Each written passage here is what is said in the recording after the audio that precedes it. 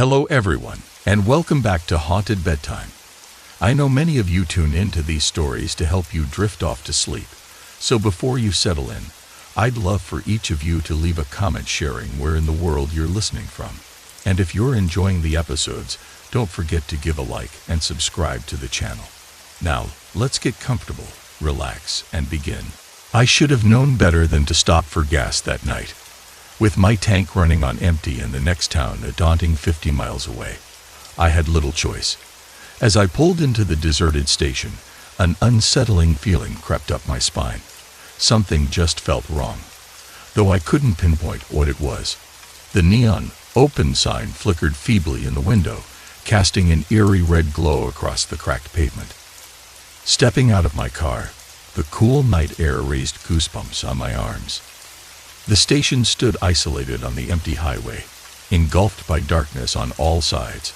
No other buildings, no streetlights, just an island of dim fluorescent light in an ocean of black. My footsteps echoed in the silence as I walked toward the pump. Just as I reached for the nozzle, something through the grimy station window caught my eye. A figure stood motionless behind the counter. I waved, trying to appear friendly, but they remained unmoving, just staring. Shaking off the unease, I focused on filling my tank. The pump clicked rhythmically, the only sound aside from the whisper of the wind through the nearby trees. I kept glancing at the window, but the figure stayed still. Once my tank was full, I replaced the nozzle and screwed on my gas cap, knowing I'd have to go inside to pay. A knot twisted in my stomach at the thought. Taking a deep breath, I steeled myself and walked to the door. A bell jingled as I entered, the sound cheerfully jarring in the oppressive quiet. Inside, the station was dimly lit, with shelves stocked with dusty snacks and faded magazines. Behind the counter stood the attendant, a tall, gaunt man with sunken eyes and sallow skin. "Evening," I said, forcing a smile.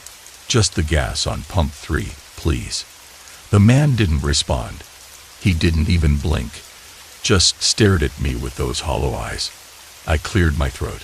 Pump 3. How much do I owe you?" Slowly, almost imperceptibly, the corners of his mouth turned up. It wasn't a smile.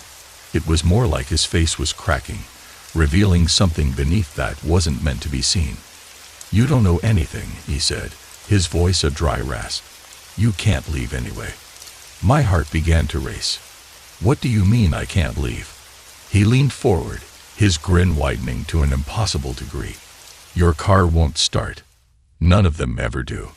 I backed away, my hand fumbling for the door handle. "I'm just going to check on that," I said, trying to keep my voice steady. "I'm sure it's fine." I burst out of the station, not caring if I seemed rude. I just needed to get back to my car and escape. As I rushed across the parking lot, I pressed the button on my key fob. Nothing happened. No lights, no chirp of the locks. Reaching my car, I yanked on the handle. It was unlocked. I slid into the driver's seat and turned the key. The engine sputtered weakly before falling silent. No, I muttered, trying again and again, each attempt resulting in a weak sputter, and then nothing. Looking up, I froze as my breath caught in my throat. The attendant was now outside, walking toward me with that same terrible grin. His movements were jerky, unnatural, like a puppet on strings. I locked the doors, hands shaking. The attendant kept advancing, his eyes fixed on me. He reached my car and placed one pale hand on the window. "I told you," he said, his voice muffled through the glass. "None of them ever leave." I scrambled for my phone, praying for a signal. Nothing, not even one bar. I was trapped. The attendant began to circle the car, dragging his hand along the metal. The scraping sound set my teeth on edge. I tried the engine again, willing it to start. Nothing. As he came around to my window, I noticed something that made my blood run cold. His feet weren't touching the ground. He was floating, hovering an inch or two above the pavement. This couldn't be real. I must have fallen asleep at the wheel. Any moment now, I'd wake up and find myself safely on the highway.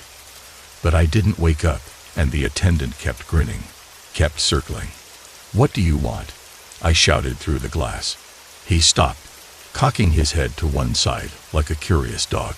"Company," he said simply. "It gets lonely out here." "Please," I begged, "just let me go. I won't tell anyone about this place. I swear." For a moment, his grin faltered, something like sadness flashing across his face. "I can't," he said. "I'm not in control here. None of us are." I looked around, really looked for the first time, and I saw them. Faint, translucent figures scattered around the station, some in cars, some wandering aimlessly across the lot. All of them trapped just like me. The attendant placed his hand on my window again, and this time it passed through the glass as if it wasn't even there. I recoiled, pressing myself against the far door. "Don't fight it," he said, his arm reaching further into the car. "It's easier if you don't fight." I closed my eyes, waiting for those cold fingers to touch me, but instead, I heard a sound that made my heart leap. The roar of an engine. My eyes flew open. Headlights were approaching fast, a car speeding down the highway.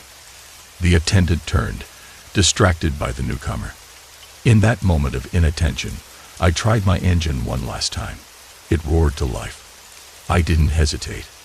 I threw the car into reverse, tires squealing as I backed away from the attendant. He reached for me, his face contorted in anger, but I was already shifting into drive, speeding out of the station. My heart pounded as I glanced in the rearview mirror. I saw the other car pull in, its driver oblivious to the danger. I wanted to stop and warn them, but fear kept my foot on the gas. As the station faded into the distance, my phone chimed. Signal restored. I pulled over, hands shaking as I dialed 911. 911. "What's your emergency?" the operator asked. "There's a gas station," I said, my voice trembling. "About 20 miles back on Highway 16.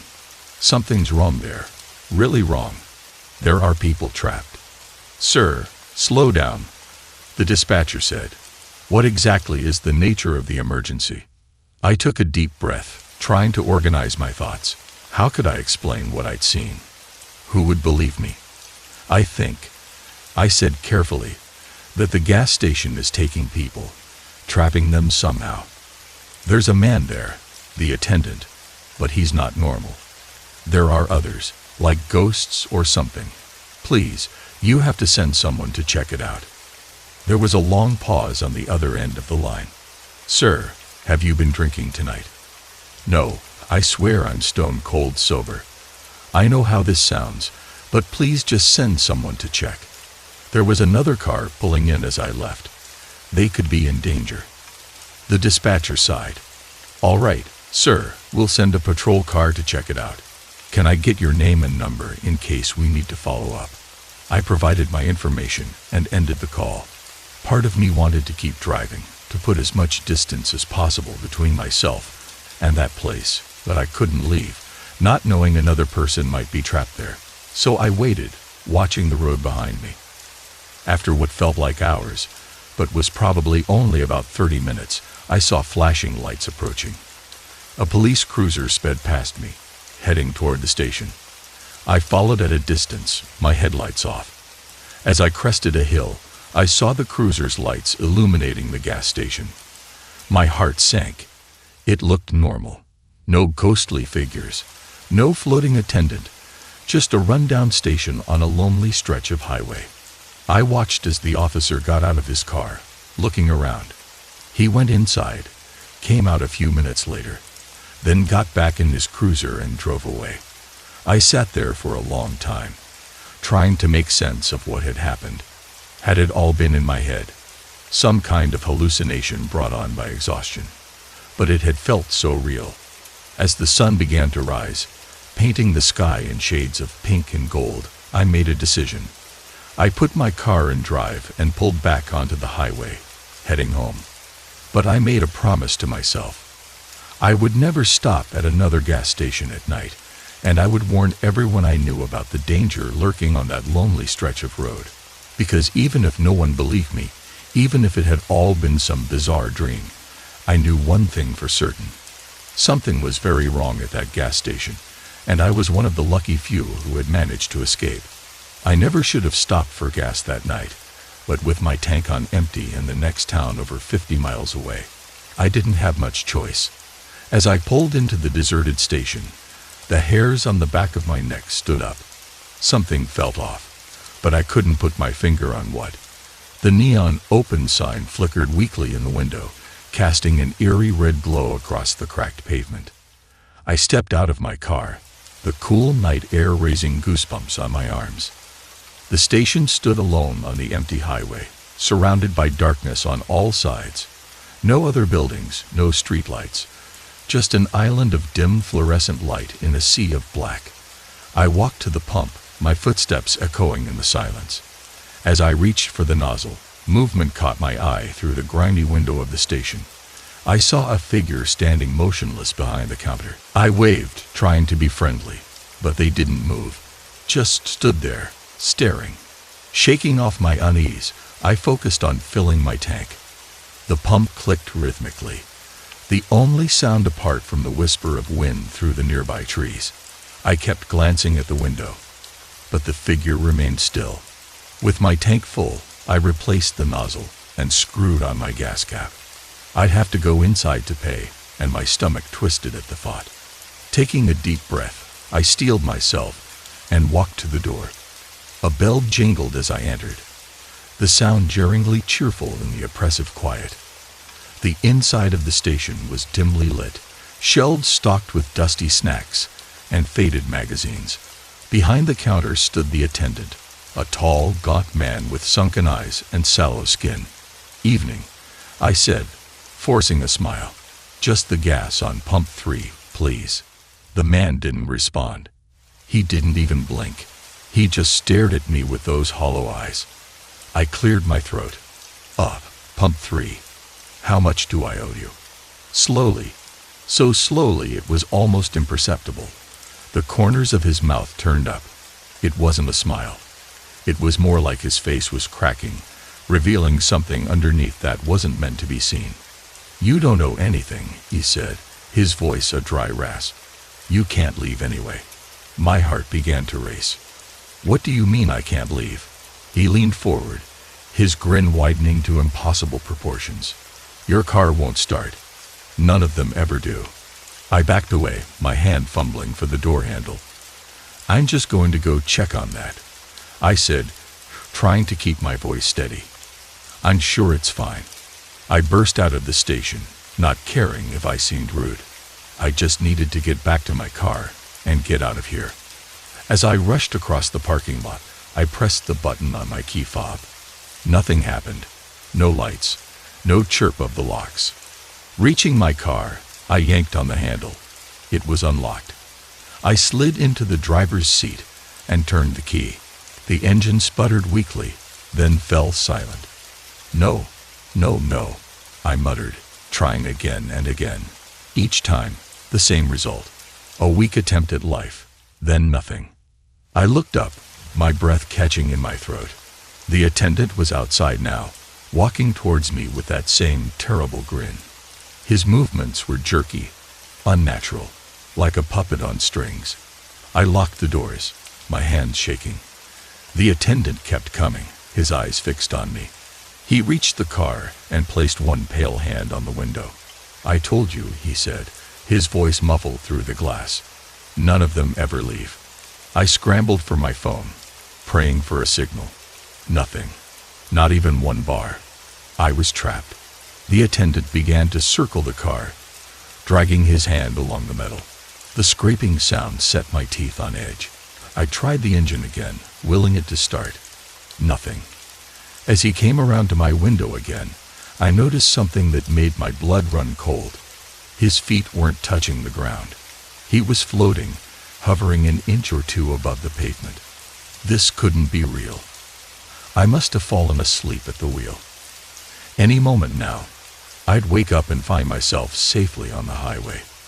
But I didn't wake up, and the attendant kept grinning, kept circling. "What do you want?" I shouted through the glass. He stopped, cocking his head to one side like a curious dog. "Company," he said simply. "It gets lonely out here." "Please," I begged, "just let me go. I won't tell anyone about this place. I swear." His grin faltered for a moment, something like sadness flashing across his face. "I can't," he said. "I'm not in control here. None of us are." I looked around, really looked for the first time, and I saw them. Faint, translucent figures scattered around the station, some in cars, some wandering aimlessly across the lot, all of them trapped, just like me. The attendant placed his hand on my window again, and this time it passed through the glass like it wasn't even there. I recoiled, pressing myself against the far door. "Don't fight it," he said, his arm reaching further into the car. "It's easier if you don't fight." I closed my eyes, waiting for those cold fingers to touch me. But instead, I heard a sound that made my heart leap. The roar of an engine. My eyes flew open. Headlights were approaching fast, a car speeding down the highway. The attendant turned, distracted by the newcomer. In that moment of inattention, I tried my engine one last time. It roared to life. I didn't hesitate.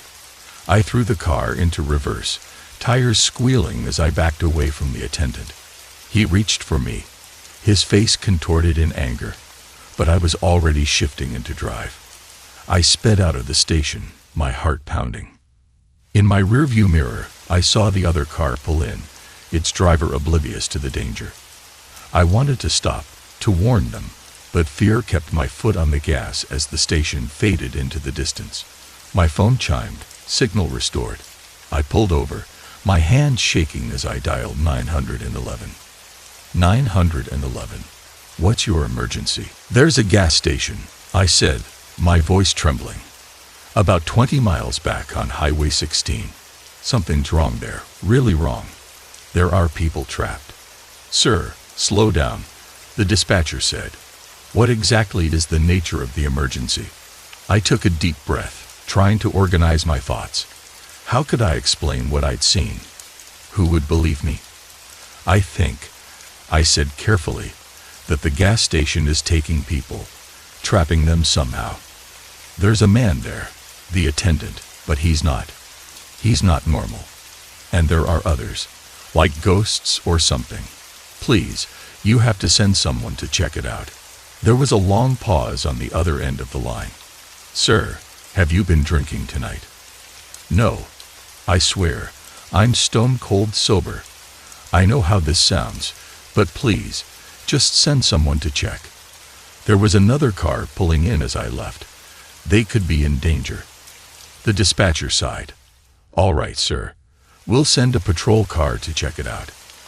Can I get your name and number in case we need to follow up?" I gave her my information, then ended the call.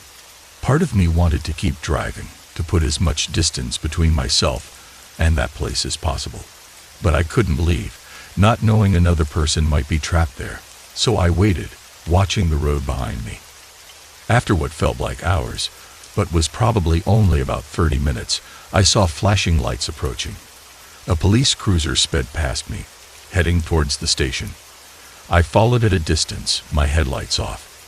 As I crested a hill, I saw the cruiser's lights illuminating the gas station.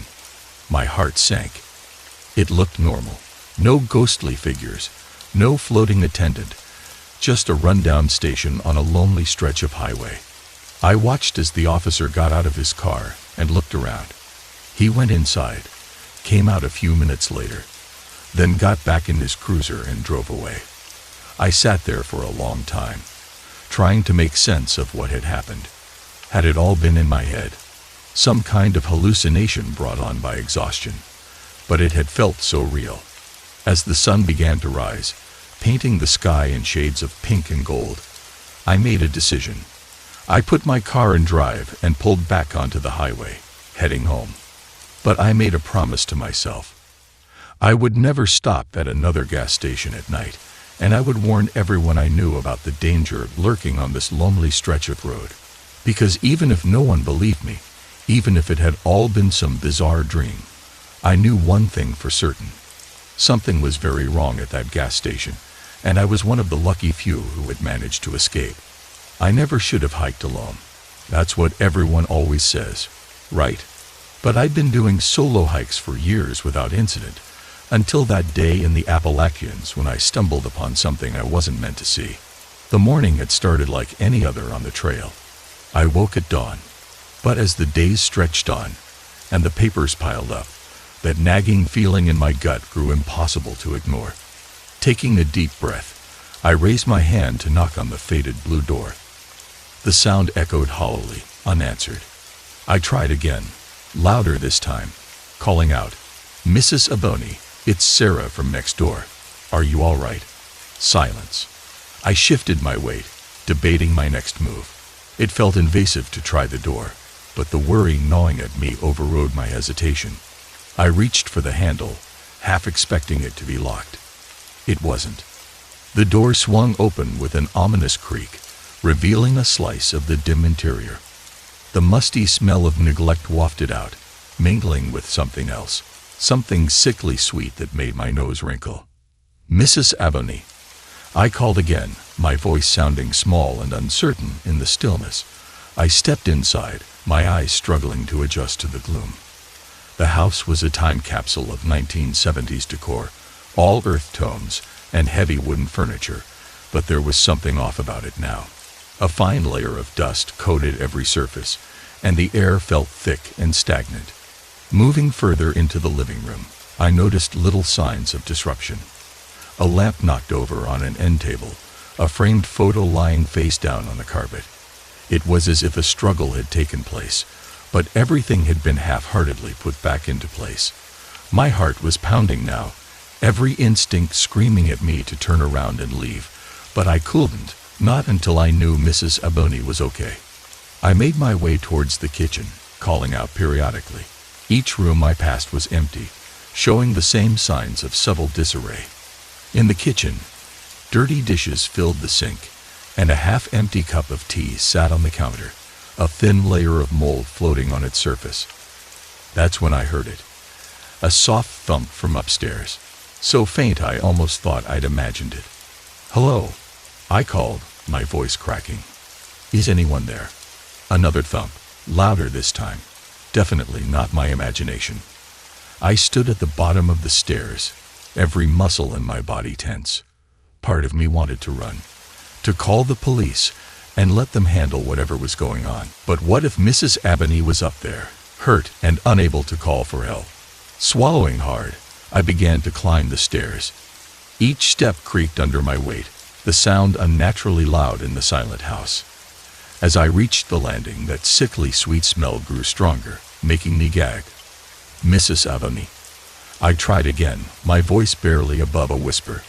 The upstairs hallway stretched before me, 4 closed doors lining its length. Which one had the sound come from? As if in answer, another thump sounded from behind the door at the far end. Mrs. Aboni's bedroom. I approached slowly, my hand trembling as I reached for the doorknob. The smell was overwhelming now, and I had to fight the urge to cover my nose. I turned the knob, pushing the door open inch by inch. The room was dark, heavy curtains drawn across the windows, but even in the dim light, I could make out the shape on the bed, a figure lying motionless under a mound of blankets. "Mrs. Aboni," I whispered, taking a tentative step into the room. The figure didn't move, but another thump sounded from under the bed. I froze, my blood turning to ice in my veins. If Mrs. Aboni was on the bed, then what was making that noise? Slowly, dreading what I might see, I crouched down and lifted the edge of the bedspread. 2 eyes gleamed back at me in the darkness, and I stumbled backward with a strangled cry. But it wasn't a monster or an intruder. It was Mittens, Mrs. Aboni's ancient tabby cat. Relief flooded through me, making my knees weak. It was just the cat. Everything was fine. Except it wasn't. Because now that my eyes had adjusted to the gloom, I could see that the figure on the bed wasn't breathing. And the smell. Oh God, the smell. I backed away, my hand clamped over my mouth to stifle a scream. I had to get out of there, had to call the police. But as I turned to flee, something caught my eye. A glint of metal on the nightstand. It was a key I recognized. The spare key to Mrs. Aboney's house that she'd given me years ago for emergencies. But I hadn't used that key to get in. The door had been unlocked, which meant someone else had been here. Someone who had Mrs. Aboney's key. A floorboard creaked behind me. I whirled around, my heart in my throat. There, silhouetted in the doorway, stood a figure, tall, broad-shouldered. Definitely not Mrs. Aboney. "Who are you?" I managed to choke out, though I already knew. It was Tommy, Mrs. Aboney's good-for-nothing grandson, the one she was always complaining about, always giving money to despite her better judgment. "Didn't expect to see you here, Sarah," he said, his voice eerily calm. "Guess you were always a nosy one, weren't you?" I edged towards the window, my mind racing. "Tommy, what happened? What did you do?" He laughed, a hollow sound that sent chills down my spine. "What did I do? I finally got what was owed to me. The old bat was going to change her will, you know. Cut me out entirely. Couldn't let that happen, could I?" My back hit the wall. There was nowhere left to go. Tommy took a step into the room, and I saw something glint in his hand. A knife. "Now," he said almost conversationally, "what am I going to do with you?" Time seemed to slow down. I could hear my own heartbeat thundering in my ears. I saw Tommy's grip tighten on the knife, saw him start to move towards me. And then I saw my chance. With a desperate lunge, I grabbed the heavy lamp from the bedside table and hurled it at him. It caught him square in the face, and he stumbled backward with a howl of pain. I didn't wait to see if he'd fall. I ran, shoving past him, and bolting down the stairs. I could hear him behind me, cursing and stumbling. I reached the front door, yanked it open, and burst out into the blinding sunlight. I didn't stop running until I reached my own house, slamming and locking the door behind me with shaking hands. I called 911, gasping out what had happened between sobs.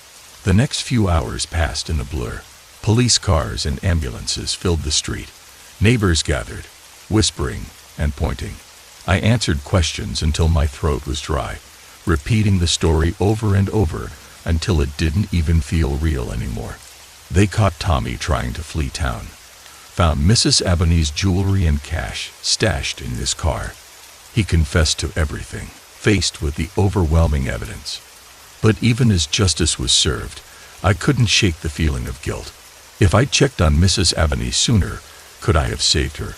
Would she still be alive if I'd been a more attentive neighbor? In the days that followed, as life in our little suburb tried to return to normal, I found myself unable to look at my neighbors the same way.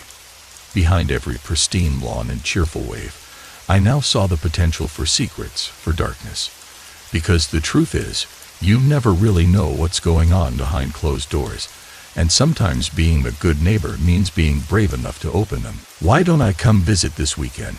We can have a girls' night, watch some movies. It'll help you relax," I agreed, grateful for the company. But as the days ticked by until Kate's arrival, things only got worse. I'd wake up to find objects moved. A book on the coffee table when I'd left it on the shelf, my car keys in the fridge instead of the hook by the door. One more morning I came downstairs to find all the photos on the mantel turned face down. I tried to rationalize it. Maybe I was sleepwalking, moving things, without realizing it, but deep down I knew that wasn't the case the night. Before Kate was due to arrive, I was in the shower when the light suddenly went out. I stood there in the dark water, running, cold heart pounding. Then slowly, I saw a shape form in the steamed-up glass of the shower door, a handprint too, large to be my own, sliding down the glass. I bolted from the bathroom, wrapping myself in a towel. As I ran to my bedroom, I slammed the door shut and wedged a chair under the handle, my whole body shaking. When Kate arrived the next day, I was a mess, dark circles under my eyes, jumping at every sound. She took one look at me and her smile faded. "Sarah, what's going on? You look terrible." Broke down, then telling her everything. The noises, the moved objects, the handprint in the shower to her credit. Kate listened without interrupting, her face growing more concerned with each word. "Okay," she said when I finished. "Here's what we're going to do. We'll stay here tonight together. If anything weird happens, we'll both see it. And if it does, we'll leave first thing in the morning and figure out what to do next." Deal. I nodded, believed to have someone else. There's someone who believed me that night. We made dinner and watched a movie, trying to keep things light. But there was an undercurrent of tension, both of us jumping slightly at every creak and groan of the old house. We were just getting ready for bed when we heard it, a loud crash from downstairs. Kate and I looked at each other, eyes wide. "Stay here," she whispered, grabbing a tennis racket from her bag. "I'll go check it out." "No," I hissed, grabbing her arm. "We should stick together." Slowly, hearts pounding, we made our way downstairs. The crash had come from the kitchen.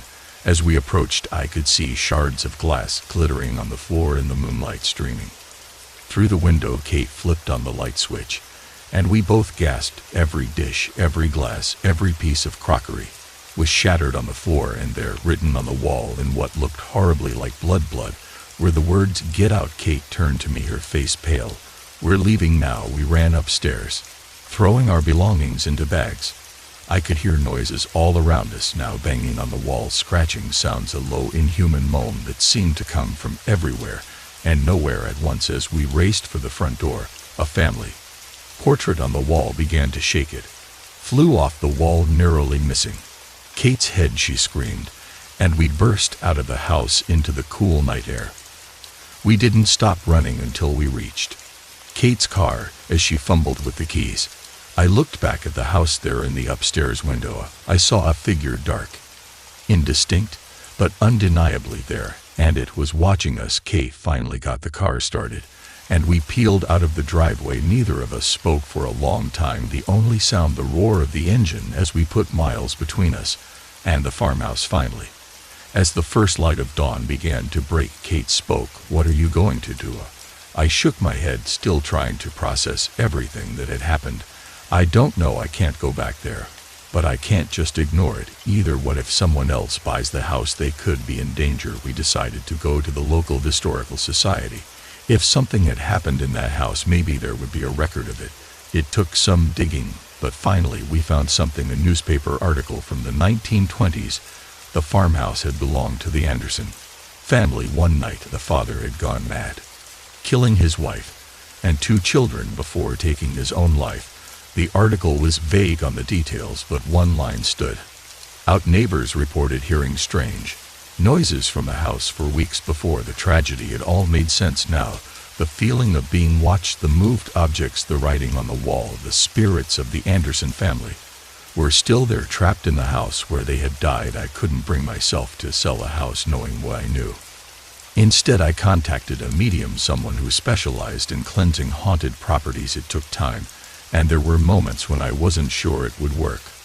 But slowly the presence in the house began to fade. I never lived in the farmhouse again, but I visit sometimes, leaving flowers for the family that never found peace in life. The house stands quiet now, its dark history known only to me. Sometimes when I drive by at night, I think I see a figure in the upstairs window, but I blink and it's gone. Just an old house with old memories, and maybe, just maybe, a few restless spirits finally at peace. Story 5. The moment the lights went out, I knew we were in trouble. One second the TV was blaring some mindless reality show, and the next we were plunged into total darkness. The sudden silence was deafening, broken only by the howling wind outside and the startled gasps of my family. "Dad," my daughter's voice quavered from somewhere to my left.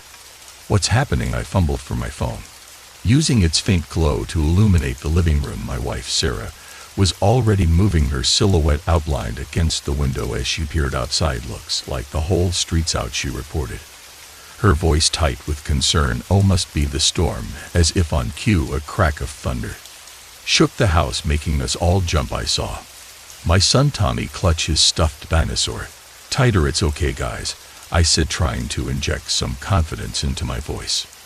"Just a power outage. I'll go check the breaker box and grab some flashlights. Sit tight." I made my way to the kitchen, using my phone's flashlight to navigate. As I rummaged through drawers looking for our emergency supplies, I couldn't shake the feeling that something was off. It wasn't just the darkness or the storm. There was a heaviness in the air, a tension that set my nerves on edge. I found the flashlights and a pack of batteries, then headed to the garage to check the breaker box. As I passed the front door, a movement outside caught my eye. I froze, peering through the small window for a moment. I saw nothing but rain and darkness. Then a flash of lightning illuminated the yard, and my blood ran cold. There was a figure standing at the edge of our property, barely visible through the downpour, tall, motionless, watching the house. I blinked, and in the next flash it was gone. My heart racing, I hurried back to the living room. "Okay, cut the flashlights," I announced, passing them out. "And breakers?" "Fine, so it must be a neighborhood-wide issue." Sarah looked at me sharply, picking up on the tension in my voice. "Everything okay, hon?" I hesitated, not wanting to scare the kids. "Yeah, just keep away from the windows, okay? Storm's pretty bad out there." She nodded, understanding. Passing between us, something was wrong, and we both knew it. We settled in the living room, the warm glow of the flashlights creating a small circle of comfort in the darkness. I tried to keep the kids distracted with stories and games, but I couldn't stop my eyes from darting to the windows every few seconds. An hour passed, then two. The storm showed no signs of letting up, and the power remained stubbornly out. The kids were getting restless, and I could see the worry lines deepening on Sarah's forehead. That's when we heard it, a soft scratching at the front door, so faint I thought I might have imagined it, but then it came again, louder this time. Sarah's eyes met mine, wide with fear. The kids fell silent, sensing the sudden tension. Tommy whispered, "Is someone out there?" Before I could answer, the scratching turned into a knock. 3 sharp raps that echoed through the silent house. I stood up slowly, my mind racing. It could be a neighbor checking on us, or someone in trouble seeking shelter from the storm, but the pit in my stomach told me it was neither of those things. "Stay here," I murmured to my family, picking up the heavy flashlight. It wasn't much of a weapon, but it was better than nothing. I approached the door cautiously, my heart pounding so loud I was sure whoever was out there could hear it. The knocking came again, more insistent this time. Taking a deep breath, I called out, "Who's there?" Silence. Then a voice, low and growly, "Please, I need help. My car broke down. Can I use your phone?" Every instinct I had was screaming danger. I glanced back at Sarah, saw her shaking her head vehemently. "I'm sorry," I called back, "but we can't open the door. The storm's too dangerous. I can call someone for you if you'd like." A pause, then, "No, that's all right. I just need to come in for a moment. Won't you open the door?" The voice had changed, any pretense of friendliness gone. It was cold now, demanding. I backed away from the door, my grip tightening on the flashlight. "I'm calling the police," I said, loudly, hoping my voice didn't betray my fear. A chuckle from the other side of the door, a sound that sent chills down my spine. "No, you're not. Your phones won't work. No one's coming to help you." As if to prove his point, I heard a sharp crack from the living room. Sarah gasped, and I turned to see her staring at her phone in disbelief. The screen was shattered, sparks dancing across its surface. Impossible. All of our phones couldn't just die at once. The knocking turned into pounding the door, shuddering under the assault. "Let me in," the voice roared. "All pretense abandoned. Let me in now." "Kids upstairs," I shouted, rushing back to Sarah. "Barricade yourselves in our bedroom. Go." They scrambled up the stairs, Sarah ushering them along. I could hear them sobbing, and it broke my heart, but there was no time for comfort now. I ran to the kitchen, grabbing the biggest knife I could find. The pounding at the door was relentless, now punctuated by inhuman growls and snarls. Sarah reappeared at my side, clutching a golf club from the hall closet. Her face was pale, but her jaw was set with determination. "What do we do?" she whispered. Before I could answer, there was a tremendous crash. The front door burst open, wood splintering as it was torn from its hinges. In the beam of my flashlight, I caught a glimpse of our attacker. It was the figure I'd seen in the yard, but up close it was clear this was no human. Its skin was pale and mottled, stretched tight over an emaciated frame. Its eyes glowed an unnatural yellow, in the darkness fixed on us with predatory intensity. It lunged forward with impossible speed. I swung the knife, feeling it connect with flesh, but the creature didn't even flinch. It backhanded me, sending me flying across the room. I hit the wall hard, the air driven from my lungs through blurred vision. I saw Sarah swing the golf club. It connected with the creature's head with a sickening crunch, but again it seemed unfazed. It grabbed the club, wrenching it from her grasp and snapping it like a twig. I struggled to my feet, desperate to help her, but I felt slow, clumsy, my limbs refusing to cooperate. The creature had Sarah by the throat now, lifting her off the ground as she clawed at its arm. No, I screamed, throwing myself at the monster. We went down in a tangle of limbs rolling across the floor. Its strength was incredible, inhuman. I fought with everything I had, but it was like trying to wrestle a freight train.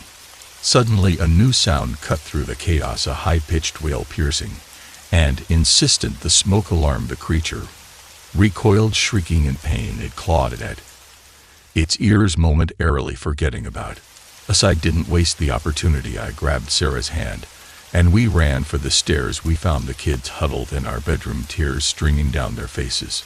The smoke alarm was still blaring, and I realized what had happened. In their panic, they must have set it off somehow. Fire escape, I gasped, pointing to the window. Now we scrambled onto the small balcony, the cold rain a shock against our skin. I could hear the creature recovering, its enraged howls getting closer. We descended the fire escape as fast as we could, the metal slick with rain as our feet hit the ground. I saw lights in the distance, red and blue, getting closer. The police, someone must have heard the commotion and called them. We ran towards the lights, not daring to look back. As we reached the police cars, I finally chanced a glance over my shoulder. Our house stood dark and silent. There was no sign of the creature. The next few hours passed in a blur of questions and disbelief. The police found no trace of an intruder, just our battered front door as evidence that something had happened. They chalked it up to storm damage and an overactive imagination fueled by fear. But we knew the truth as we sat huddled together in a hospital waiting room being checked for injuries. I caught Sarah's eye. We didn't need to speak. We both knew that our lives had changed forever, because now we knew that there were things out there in the darkness, things that didn't care about locked doors or safe neighborhoods, things that could strike at any moment, turning a normal night into a nightmare. As the first rays of dawn broke through the clouds, I held my family close, grateful that we had survived, but I couldn't shake the feeling that this was just the beginning, that somewhere out there in the shadows it was waiting, and next time we might not be so lucky. Story 6. The first time I noticed the black SUV in my rearview mirror, I thought nothing of it. 3 hours later, as it still tailed me down the empty highway, I realized this was no coincidence. This was the beginning of the most terrifying night of my life. I had set out early that morning, the sun barely peeking over the horizon as I pulled out of my driveway. The long drive from Phoenix to Dallas stretched ahead of me, a solo road trip I'd been looking forward to for weeks, music blaring, windows down the open road, all to myself. It was supposed to be liberating. The first few hours flew by in a blur of desert landscape and cheesy road trip songs. I stopped for gas around noon, stretching my legs and grabbing some snacks for the road. That's when I first noticed the SUV, black, nondescript, with tinted windows that made it impossible to see the driver. It pulled in as I was filling up my tank, parking at a pump on the opposite side. I didn't think much of it at the time. Plenty of people were probably making the same drive. I paid for my gas, back in my car, and hit the road again. It wasn't until about an hour later that I realized the SUV was still behind me. I mean, it's a highway, cars follow each other all the time, right? But as the mile ticked by and the SUV maintained the same distance, never passing me or falling behind, a knot of unease began to form in my stomach. I tried to shake it off. I was being paranoid. Too many true crime podcasts had me jumping at shadows. To prove it to myself, I decided to take the next exit. Sure that the SUV would continue on its way, my heart sank as I watched the SUV's Blinker flash following me off the highway. Okay, I thought, trying to keep calm. This is fine. They probably just need to stop too. I'll go to the gas station. And they'll go on their way. But they didn't as I pulled into the gas station. The SUV followed, parking a few spaces away. I sat in my car, hands gripping the steering wheel, watching in my side mirror as the driver's door opened. A man stepped out, tall, broad-shouldered, wearing dark sunglasses. Despite the overcast day, he stood there for a moment, seeming to look right at me. Before walking into the gas station, my mind was racing. This couldn't be a coincidence anymore. Why was he following me? What did he want? I didn't wait to find out. The second he disappeared into the store, I started my car and peeled out of the parking lot, tires squealing. My hands shook as I merged back onto the highway, constantly checking my rearview mirror for a blissful few minutes. The road behind me was clear. I started to relax, to think maybe I had overreacted after all. Then I saw it, the black SUV gaining on me fast. Panic set in. I pressed harder on the accelerator, weaving between the few other cars on the road, but the SUV kept pace, always there in my mirror, never more than a few car lengths behind. I tried to think logically through my fear. I needed to get help. I fumbled for my phone, cursing as I realized I had no signal. Of course, miles of empty desert in every direction meant no cell towers. The SUV was closer now, close enough that I could see the outline of the driver, still wearing those dark glasses, his face expressionless as he stared straight ahead. I had to get off this highway, find somewhere with people, safety in numbers. Right, the next exit sign advertised a small town 5 miles ahead. It was my only chance. I took the exit ramp faster than I should have, my car swaying dangerously.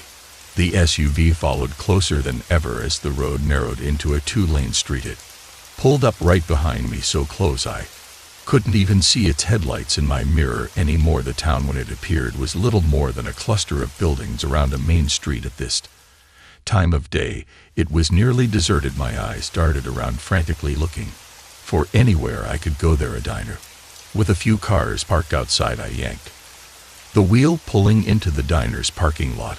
I didn't even bother to park properly, just slammed on the brakes and jumped out of the car. I ran for the diner's door, glancing back to see the SUV pulling in behind me. The bell above the door jingled as I burst in, startling the few patrons inside. An older waitress looked up from where she was wiping down the counter, concern etching her features as she took in my panicked state. Honey, are you all right? She asked, already moving towards me. Please, I gasped, struggling to catch my breath. There's someone following me. He's been following me for hours. I think he's right outside. The waitress's eyes widened, and she quickly ushered me further into the diner. Come on back here, sweetie. We'll call the police. As she led me behind the counter, I heard the bell jingle again. My blood ran cold as I turned to see the man from the SUV standing in the doorway. Up close, he was even more intimidating. Easily over 6 feet tall, with broad shoulders and arms corded with muscle. He still wore the sunglasses, hiding his eyes, but I could feel his gaze boring into me. Sir, the waitress said, her voice stern despite the slight tremor I could hear in it. I'm going to have to ask you to leave. The man didn't move, didn't even seem to breathe. Then, slowly, he reached up and removed his sunglasses. I stifled a gasp. His eyes were pale, almost colorless, and filled with an intensity that made my skin crawl. I'm afraid I can't do that, he said, his voice low and grelly. You see, this young lady and I have some unfinished business.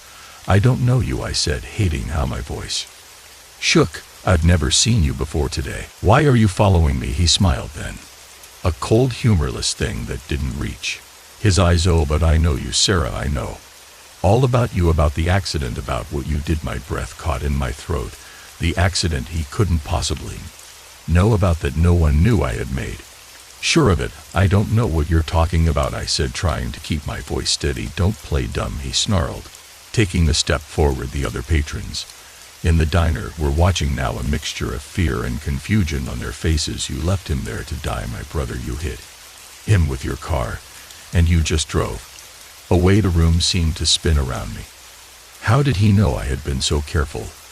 There were no witnesses, no evidence left. Behind, I had convinced myself it was just a bad dream, something I could forget if I tried hard enough. "I'm calling the police," the waitress said. Reaching for the phone behind the counter. "Go ahead," the man said, not taking his eyes off me. "By the time they get here, we'll be long gone, won't we, Sarah?" I saw his hand move towards his jacket, and my heart nearly stopped. Did he have a weapon? I couldn't take that chance. I ran. I pushed past the waitress, ignoring her startled cry, and burst through the back door of the diner into the alley behind. I could hear heavy footsteps behind me.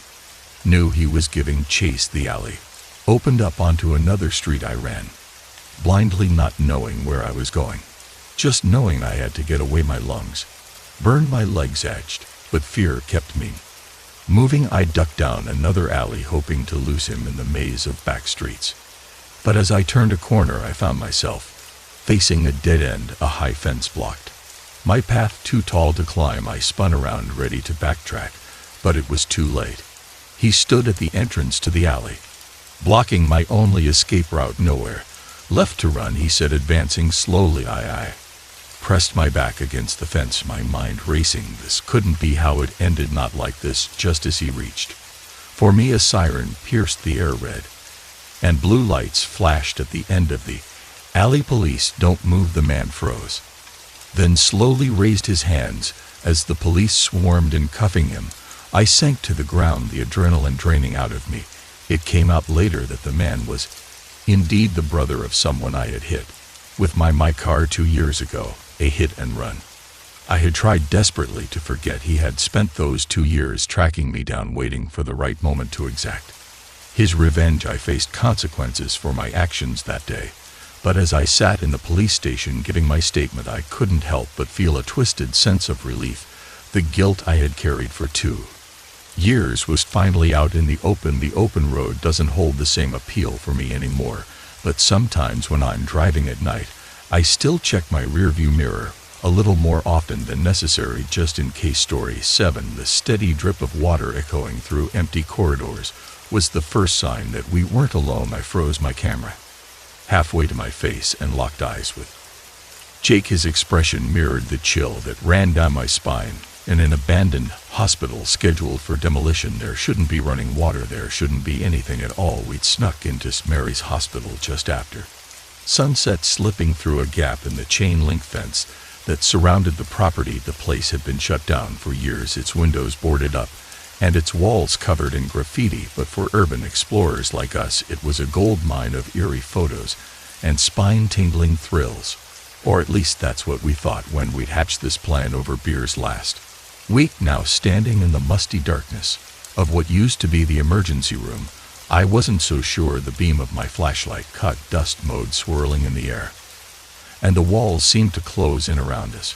"Maybe it's just a leaky pipe," Jake whispered, but his voice lacked conviction. I nodded, not trusting myself to speak. We'd been in abandoned buildings before, but something about this place felt different, wrong. We pressed on, our footsteps echoing off the peeling linoleum floors. I tried to focus on getting good shots. An overturned gurney, here a shattered medicine cabinet there, but I couldn't shake the feeling that we were being watched as we turned a corner into what must have been a patient ward. Jake suddenly grabbed my arm. "Did you hear that?" he hissed. I strained my ears, hearing nothing but our own breathing and the distant drip of water. Then faintly I caught it, a soft, beeping sound like medical equipment. "That's impossible," I muttered, but we both knew what we'd heard. Drawn by a morbid curiosity, we followed the sound. It led us deeper into the hospital, past rooms filled with broken furniture and water stained walls. The beeping grew louder, with each step a steady electronic pulse that seemed to mock the deadness of our surroundings. We reached a set of double doors marked radiology. The beeping was coming from inside. Jake reached for the handle, but I grabbed his wrist. "Maybe we shouldn't," I said, surprising myself with how shaky my voice sounded. Jake hesitated, then shook his head. "We came here for a thrill, right? Let's see this through." Before I could protest further, he pushed the doors open. The room beyond was pitch black, our flashlights barely penetrating the gloom. but the beeping was clear now, coming from somewhere in the center of the room as we stepped. Inside, motion-activated lights flickered to life, momentarily blinding us. When my eyes adjusted, I almost wished they hadn't. The room was filled with active medical equipment, heart monitors, ventilators, IV stands, all of them were running, lights blinking and screens glowing in the dimness. "This isn't possible," Jake breathed, voicing my thoughts. "The power's been off for years." I raised my camera with trembling hands, desperate to document what we were seeing. But as I looked through the viewfinder, I noticed something that made my blood run cold. In the center of the room, partially hidden by a privacy curtain, was a hospital bed. And it wasn't empty. I must have made a sound because Jake turned to look at me, then followed my gaze. His face went pale. "Is someone there?" he whispered, swallowing hard. I nodded. "Only one way to find out." We approached the bed slowly, our steps unnaturally loud in the beeping room. With each step I expected, hoped that we'd discover it was just a trick of the light, a pile of old blankets that looked like a body in the gloom.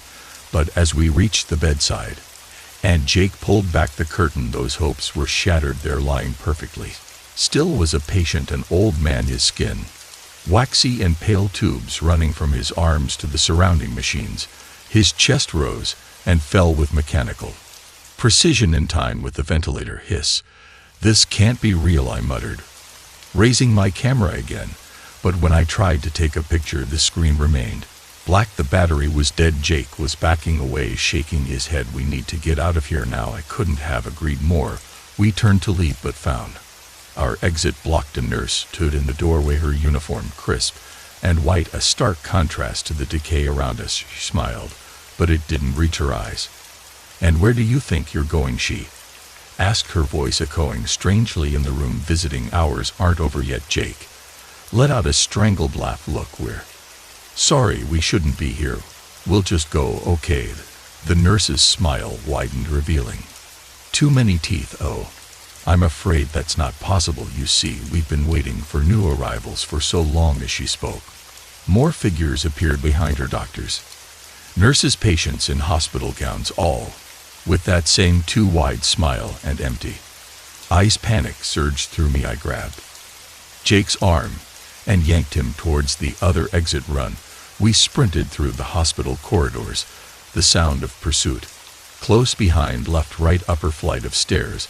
I lost all sense of direction. All I knew was that we had to get out. We burst through a door and found ourselves on the roof. The night air was cool on my face, but there was no relief. We were trapped. Jake ran to the edge, looking down. "It's too high," he panted. "We can't jump." The door behind us crashed open. The nurse stood there, flanked by her grotesque entourage.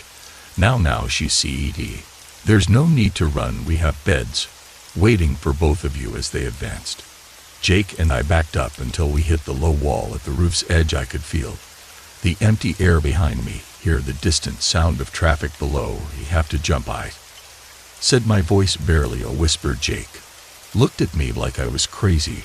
"Oh, will I?" glanced back at the approaching figures, their smiles now manic grins. "If we stay, we'll wish we had." Understanding dawned in Jake's eyes. He nodded, gripping my hand tightly. "On three," I said. 1, 2. We never made it to 3. A hand grabbed the back of my jacket, yanking me backwards. I heard Jake yell, felt his hand slip from mine. Then I was falling, tumbling through the air. The ground rushed up to meet me, and I squeezed my eyes shut, bracing for impact. But it never came. I jolted awake with a gasp, my heart pounding. I was in my bed, tangled in sweat-soaked sheets. Sunlight streamed through the window, and I could hear the normal sounds of the city waking up outside. It had all been a dream, a vivid, terrifying nightmare, but just a dream. I reached for my phone, needing to hear Jake's voice to confirm he was okay, but as I unlocked the screen, I felt the blood drain from my face. There in my camera roll was a single photo. It showed a hospital room filled with active medical equipment, and in the center, a bed with a pale, still figure lying in it. The photo was dated last night. As I stared at the screen, my phone buzzed with a text, "Unknown number visiting. Hours aren't over yet. We're waiting for you to come back." I dropped the phone like it had burned me, my mind reeling. It couldn't be real. It had to be some kind of sick joke. But as I sat there trying to make sense of it all, I noticed something on my nightstand that hadn't been there when I went to bed, a small white object with trembling fingers. I picked it up. It was a hospital wristband, the kind they put on patients when they're admitted, and it had my name on it. Story 8, the last subway of the night. Is never a pleasant experience, but I never expected it to turn into a nightmare as the doors closed behind me, sealing me in with a stranger whose eyes never left my face. I realized I might not make it home alive. It had been a long day at the office, one of those days where everything that could go wrong did go wrong, and I found myself staying hours later than I intended. By the time I finally packed up my laptop and headed out, the streets were nearly empty, the usual bustle of the city replaced by an eerie quiet. I hurried down the stairs to the subway station, the fluorescent lights casting harsh shadows on the grimy tiles. The platform was deserted, my footsteps echoing in the cavernous space. I checked my watch, 11:58 p.m. The last train was due in 2 minutes. As I waited, I felt a prickle on the back of my neck, that feeling of being watched. I turned, scanning the platform, but saw no one. Still, the unease lingered. The rumble of the approaching train was a relief. It screeched to a stop, the doors sliding open with a hiss. I stepped inside, automatically moving towards the middle of the car. That's when I saw him. He sat at the far end, friend, the only other passenger, a man in a dark coat, his face partially hidden by the brim of a hat. As I sat down, his head lifted slightly, and I caught a glimpse of his eyes, cold, calculating, fixed directly on me. I tried to shake off my discomfort. It was just another late-night commuter, probably as eager to get home as I was. I pulled out my phone, more for something to do with my hands than any real purpose. No signal. Of course, there never was this far underground. The train lurched forward, the familiar sway almost comforting, almost because I could still feel those eyes on me. I risked a glance up. He hadn't moved, hadn't shifted his gaze. A chill ran down my spine. This wasn't normal commuter behavior. No one stares that intently at a stranger. I looked at the map above the doors, counting the stops until mine 7 stops with this man and his unnerving stare. I could do this. Just keep calm, keep your head down, and it'll be fine. The train slowed. As we approached the first stop, the doors opened, but no one got on, of course. Not who else would be crazy enough to be out this late. As the doors closed and we pulled away, I noticed something that made my blood run cold. The man had moved. He was now sitting closer, just a few seats away. How had he moved so silently? I hadn't heard a thing. My heart began to race. This was not good at all. I clutched my bag closer, my eyes darting to the emergency call button near the doors. Would anyone even respond this late? Another stop again. No one got on. And again, when I looked back, the man had moved closer. Now he was just 1 seat away, his face still obscured, but his presence looming large. I stood up abruptly, moving to stand near the doors. My legs were shaking, but I tried to look confident, alert. I'd heard once that predators look for easy targets. If I looked strong, capable of fighting back, maybe he'd leave me alone. But as we pulled away from the third stop, I heard the soft scuff of shoes on the floor. He was standing now, 2 right behind me. Lovely night for a ride, isn't it? His voice was soft, almost gentle, but it said shivers down my spine. I didn't respond, didn't turn around. Maybe if I ignored him, he'd go away. A foolish hope, I knew, but it was all I had. It's rude not to answer when someone speaks to you. His tone had hardened, a dangerous edge creeping in. I swallowed hard, my mouth dry. Please, I managed to croak out. I don't want any trouble. He chuckled, a low, mirthless sound. Trouble? Oh, my dear. Trouble found you the moment you stepped onto this train. My mind raced, trying to remember the self-defense class I'd taken years ago. Go for the eyes, the groin, the knees. But could I really do it? Could I actually fight this man? We were approaching another stop. Maybe someone would get on. Maybe there would be a late night worker or a group of drunk friends heading home from a bar. Anyone. But as the door slid open, the platform was empty. No one was coming to save me. As the doors began to close, I made a split-second decision. I bolted. I don't know what I was thinking. Where was I going to go? But blind panic had taken over, and all I knew was that I had to get away from this man. I managed to squeeze through the doors, just as they were closing, hearing a curse behind me. As the man realized what I was doing, I ran down the platform, my footsteps echoing loudly in the empty station. I reached the stairs and took them two at a time, my lungs burning. I could hear him behind me, his footsteps heavy and fast. He was gaining on me. I burst out onto the street, the cool night air hitting me like a slap. The street was deserted, no cars, no pedestrians, just empty sidewalks and dark buildings. I ran, not knowing where I was going, just knowing I had to put distance between myself and my pursuer.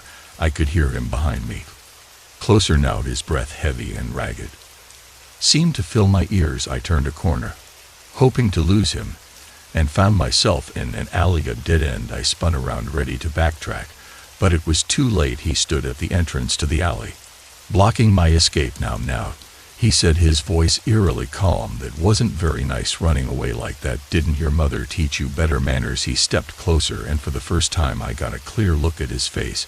He was older than I'd thought, lines etched deeply around his mouth and eyes.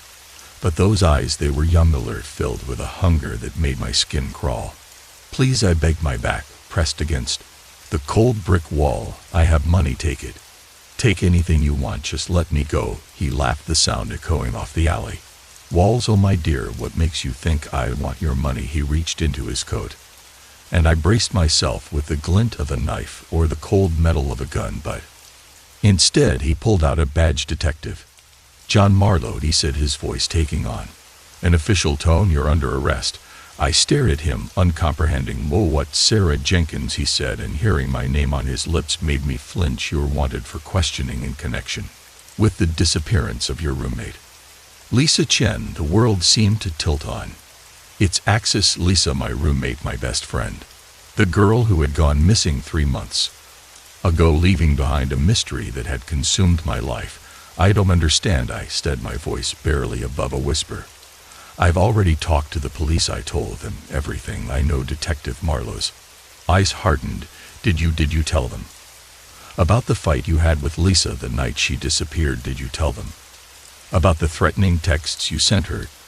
Did you tell them about the blood we found in your car? My legs gave out, and I slid down the wall to the ground. This couldn't be happening. How did he know about the fight? I had deleted those texts and the blood that was from when I'd cut my hand helping Lisa move furniture, wasn't it? As Detective Marlowe read me, my right, snapping handcuffs around my wrists. My mind raced. Had I done something? Were there gaps in my memory I couldn't account for? I'd been so stressed, so worried about Lisa. Could I have known? No, it wasn't possible. I loved Lisa. I would never hurt her. This was all a terrible mistake. But as Detective Marlowe led me out of the alley to a waiting police car, I couldn't shake the feeling that my nightmare was only just beginning. The last subway ride of the night hadn't just been a frightening encounter with a stranger. It had been the beginning of the unraveling of my entire life. As the car pulled away, sirens silent in the dead of night, I watched the city streets blur past. Somewhere out there was the truth about what had happened to Lisa, and somehow I was going to find it. I had to, because if I didn't, I might never see the outside of a prison cell again. The night that had started with a simple subway ride had turned into the first chapter of a mystery I never wanted to be part of, but now it was a mystery I had to solve, for Lisa, for myself, for the truth. Story 9. The first sign that something was terribly wrong was when our pilot started arguing with thin air. One moment we were cruising smoothly at 30,000 feet. The next his voice crackled over the intercom, tense and agitated. Don't know, that's not right, I won't do it, get out of my cockpit. A collective murmur of unease rippled through the cabin. I exchanged worried glances with the elderly woman seated next to me. Her arthritic hands clutched the armrests, knuckles white with fear. It's probably just some technical difficulties, I said, trying to sound reassuring, but the tremor in my voice betrayed my own growing anxiety.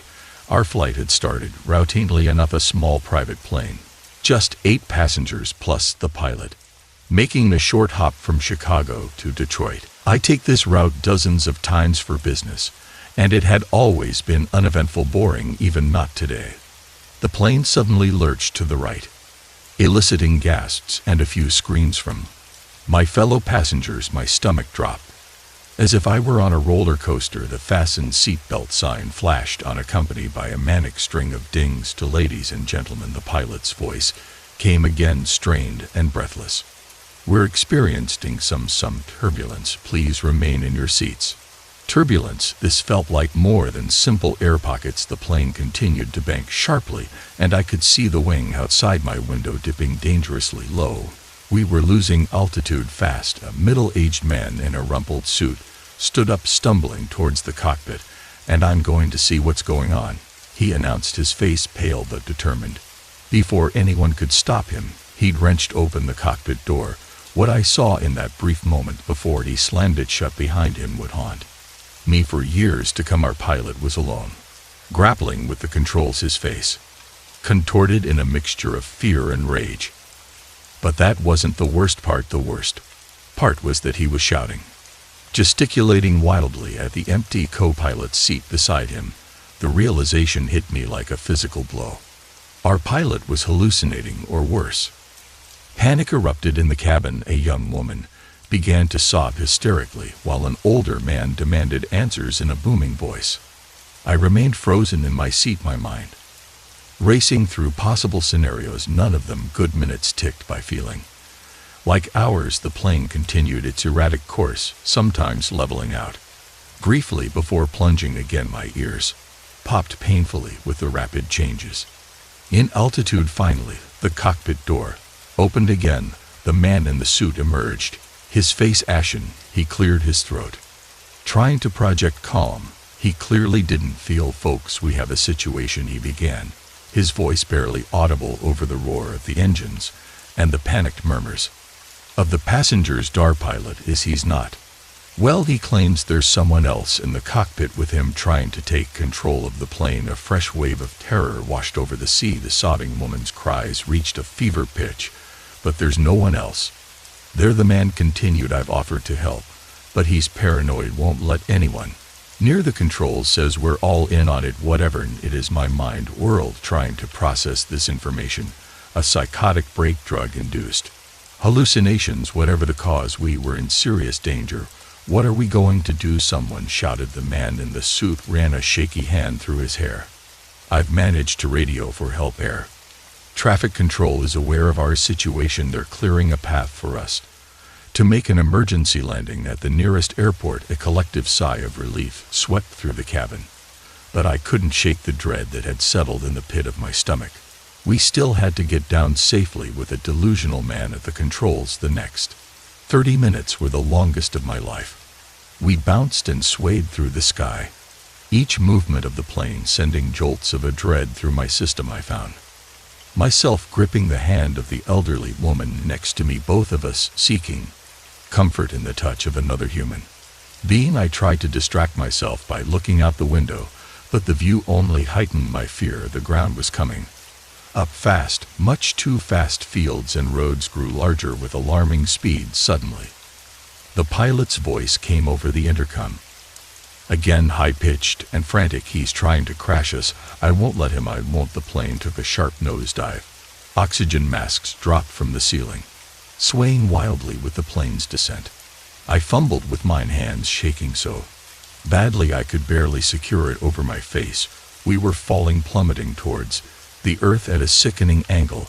I squeezed my eyes shut, certain these were my last moments alive. The roar of the engines was deafening, punctuated by the terrified screams of my fellow passengers. Then, just as suddenly as it had begun, the dive leveled out. My stomach lurched as we pulled up the course, pressing me back into my seat. I opened my eyes to see we were skimming just above a long stretch of highway, cars swerving to avoid us with a bone-jarring thud. We hit the ground. The landing gear screeched against the asphalt as our pilot struggled to bring us to a stop. We bounced once, twice, the wingtips nearly grazing the ground. With each impact, finally Merkli, we slowed to a stop for a moment. There was absolute silence. Then, as if a spell had been broken, chaos erupted. People were crying, laughing hysterically, hugging strangers. In relief, I sat motionless, my body still braced for impact, unable to believe we had actually survived. The man in the suit wrenched open the emergency exit, and we spilled out onto the highway. In the distance, I could hear sirens approaching. We had made it. We were alive.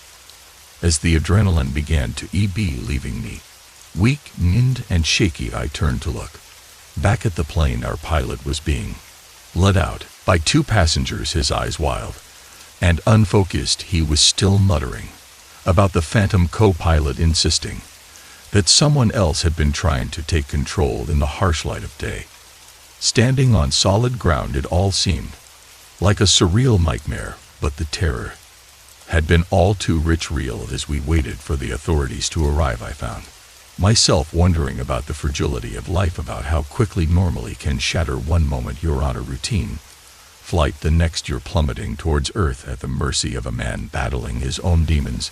The emergency vehicles arrived, bathing the scene in flashing lights as paramedics checked us over and police took statements. I couldn't stop replaying the events in my mind. The pilot's frantic voice, the sickening lurch of free fall, the miraculous landing on the highway. Later, we would learn that our pilot had suffered a psychotic episode brought on by a combination of sleep deprivation and undiagnosed schizophrenia. The airline would face serious questions about their screening processes. Lawsuits would be filed. But in that moment, standing on a stretch of highway that had become an impromptu runway, all I felt was an overwhelming sense of gratitude, grateful to be alive, to feel the solid ground beneath my feet, to have another chance. As I gave my statement to a patient police officer, I found myself glancing up at the sky. It was a beautiful day, the kind of clear blue expanse that usually filled me with a sense of peace. Now I couldn't help but see it differently. The sky, once a realm of wonder and possibility, now held a new kind of terror. I knew with a certainty that settled deep in my bones that I would never look at air travel the same way again. The next time I boarded a plane, if I ever did, I would carry with me the knowledge of how quickly things could go wrong, of how thin the line was between safety and catastrophe. But I also carried something else, a newfound appreciation for life, for each breath, each moment, because I had stared death in the face at 30,000 feet and lived to tell the tale as the last of the passengers were loaded into ambulances and a highway was slowly reopened to traffic. I took one last look at the plane. It sat there on the asphalt, a metal bird grounded by human frailty, a reminder of our vulnerability, but also of our resilience. I turned away, ready to go home, to hug my family, to feel the solid earth beneath my feet. The sky could wait for now. I was content to be earthbound, grateful for the miracle of survival, and forever changed by a flight that had taken me to the edge of disaster and backstory.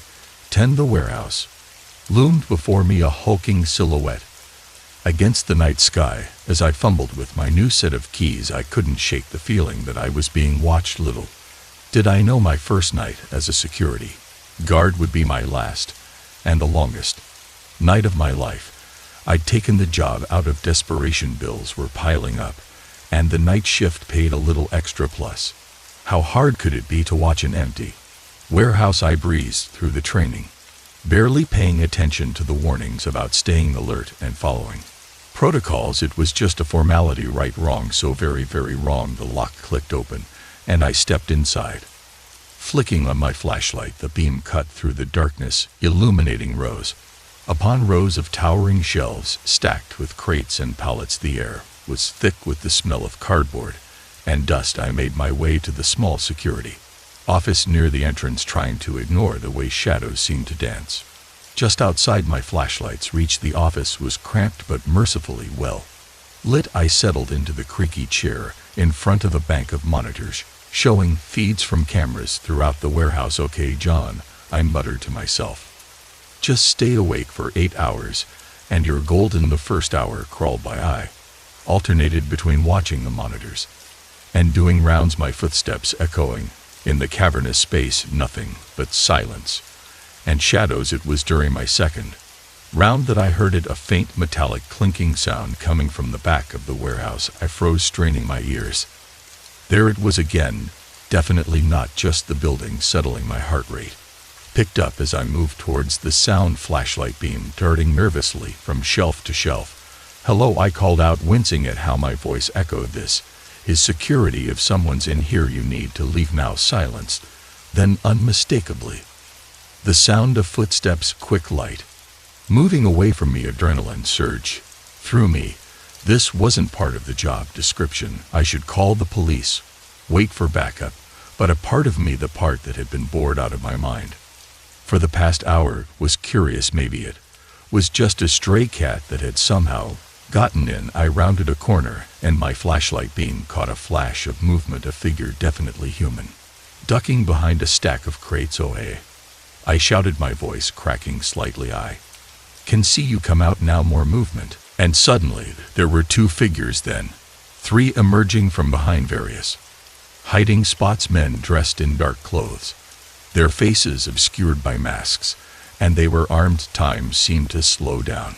I saw the glint of a gun barrel, heard a shout, and then I was running. Blind panic took over as I sprinted back the way I had come, my flashlight beam bouncing wildly. A loud crack split the air. A gunshot. They were shooting at me. I dove behind a shelf, my breath coming in ragged gasps. This couldn't be happening. This was supposed to be an easy job, a way to make some extra cash. Not this. I could hear them spreading out, searching for me. I needed to get to the office to call for help, but the office was on the other side of the warehouse, and they were between me and it, moving as quietly as I could. I began to make my way along the row of shelves. Every noise, every shadow made me flinch. I was a security guard, for crying out loud. I wasn't trained for this. I reached the end of the row and peered around the corner. The main aisle stretched before me, seeming impossibly long and exposed, but I could see the office door if I could just make it there. Taking a deep breath, I prepared to make a run for it, but just as I tensed to move, a hand clamped down on my shoulder. I spun around, my fist already swinging. It connected with something solid, and I heard a grunt of pain. Not waiting to see who I'd hit, I bolted. Shouts erupted behind me as I sprinted down the aisle. A bullet whizzed past my ear, so close I could feel the air displacement. Another slammed into a crate just inches from my head, sending splinters flying. I reached the office door and practically fell inside, slamming it shut behind me. My trembling hands found the lock, and I twisted it just as someone slammed into the other side. "Open up," a gruff voice shouted. "Open this door, or we'll blow it open." I scrambled for the phone, punching in 911 with shaking fingers. "Please," I gasped as soon as the operator answered. "I need help. There are armed men in the warehouse.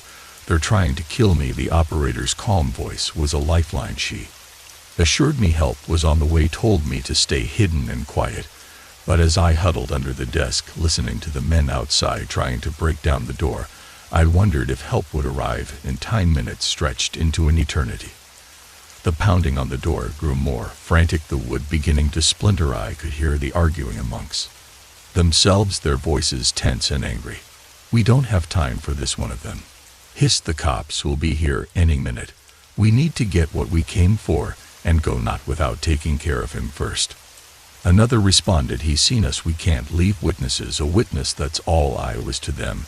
An inconvenience to be eliminated. The reality of my situation hit me like a punch to the gut. These men were going to kill me if they got the chance. The door frame cracked, wood splintering. One more good hit, and they'd be through. I looked around desperately for a weapon, anything I could use to defend myself. My eyes landed on the fire extinguisher in the corner. Just as I lunged for it, the door burst open. Two men rushed in, guns raised. Without thinking, I squeezed the handle on the extinguisher, spraying them with a cloud of white foam. They staggered back, momentarily blinded. I didn't hesitate. I swung the extinguisher, feeling it connect solidly with one man's head.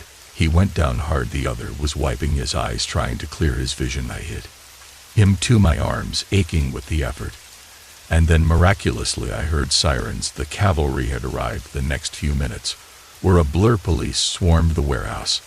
I was ushered out, wrapped in a shock blanket, and questioned extensively. It turned out the men were part of a sophisticated theft ring. They had been after some high-value electronics stored in the warehouse. As the adrenaline wore Off the reality of what had happened began to sink in. I had nearly died. I had fought for my life. In a place I had thought would be boring and safe, I quit. The security job the next day, no amount of money was worth going through that again, but the experience changed me. I realized how unprepared I had been, how naive. I started taking self-defense classes, became more aware of my surroundings. Sometimes I still have nightmares about that night, the sound of gunshots, the feel of the fire extinguisher in my hands as I fought for my life. But mostly I remember the moment. I decided to fight back the moment. I'd refused to be just a victim that night. In the warehouse taught me a valuable lesson. Life can change in an instant. Danger can find you in the most unexpected places, but when it does, you have a choice. You can give in to fear, or you can find strength you never knew you had. Me, I choose to be strong, because you never know when you might have to fight for your life in the middle of the night. In a place you thought was safe. Story 11. The moment I saw the van, I knew something was wrong. It was parked so close to my car that I couldn't even see the driver's side door in the bustling shopping mall parking lot filled with the usual Saturday afternoon chaos. This vehicle stood out like a sore thumb. My heart rate quickened as I approached, shopping bags hanging heavy from my arms. I'd spent the last 2 hours wandering the mall, treating myself to a bit of retail therapy after a particularly grueling work week.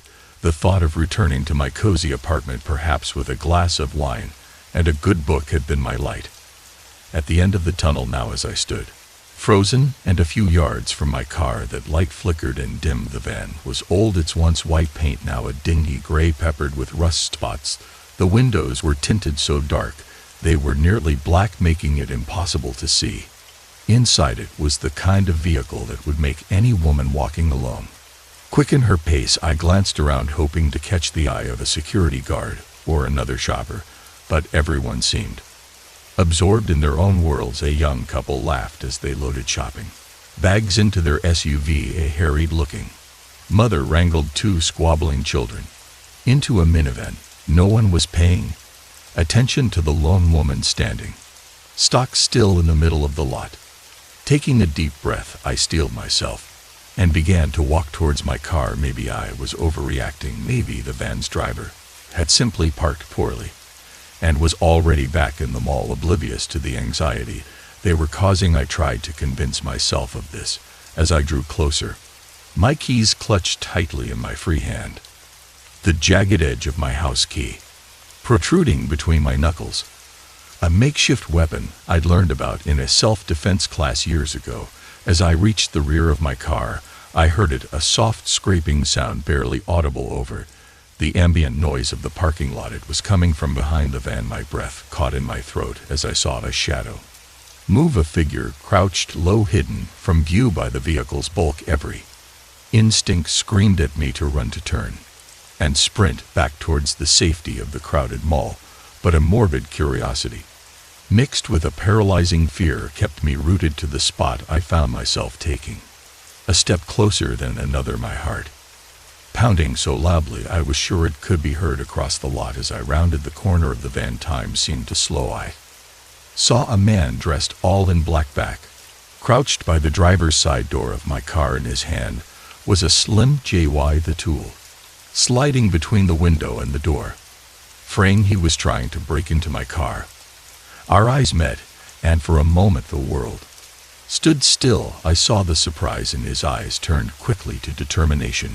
He straightened up, towering over me, his face hidden behind a dark bandana. Give me your purse, he growled, his voice low and menacing. Now I stumbled backward, my mind racing. This couldn't be happening. Not here, not in broad daylight in a busy parking lot, but it was happening, and I had to act fast. Help, I screamed, my voice sounding strange and distant to my own ears. Someone help me. The man lunged forward, grabbing for my arm. I swung my shopping bags wildly, the heavy packages connecting with his head. He grunted in pain and surprise. Momentarily stunned, I seized the opportunity and ran. My legs felt like lead, my lungs burning as I sprinted across the parking lot.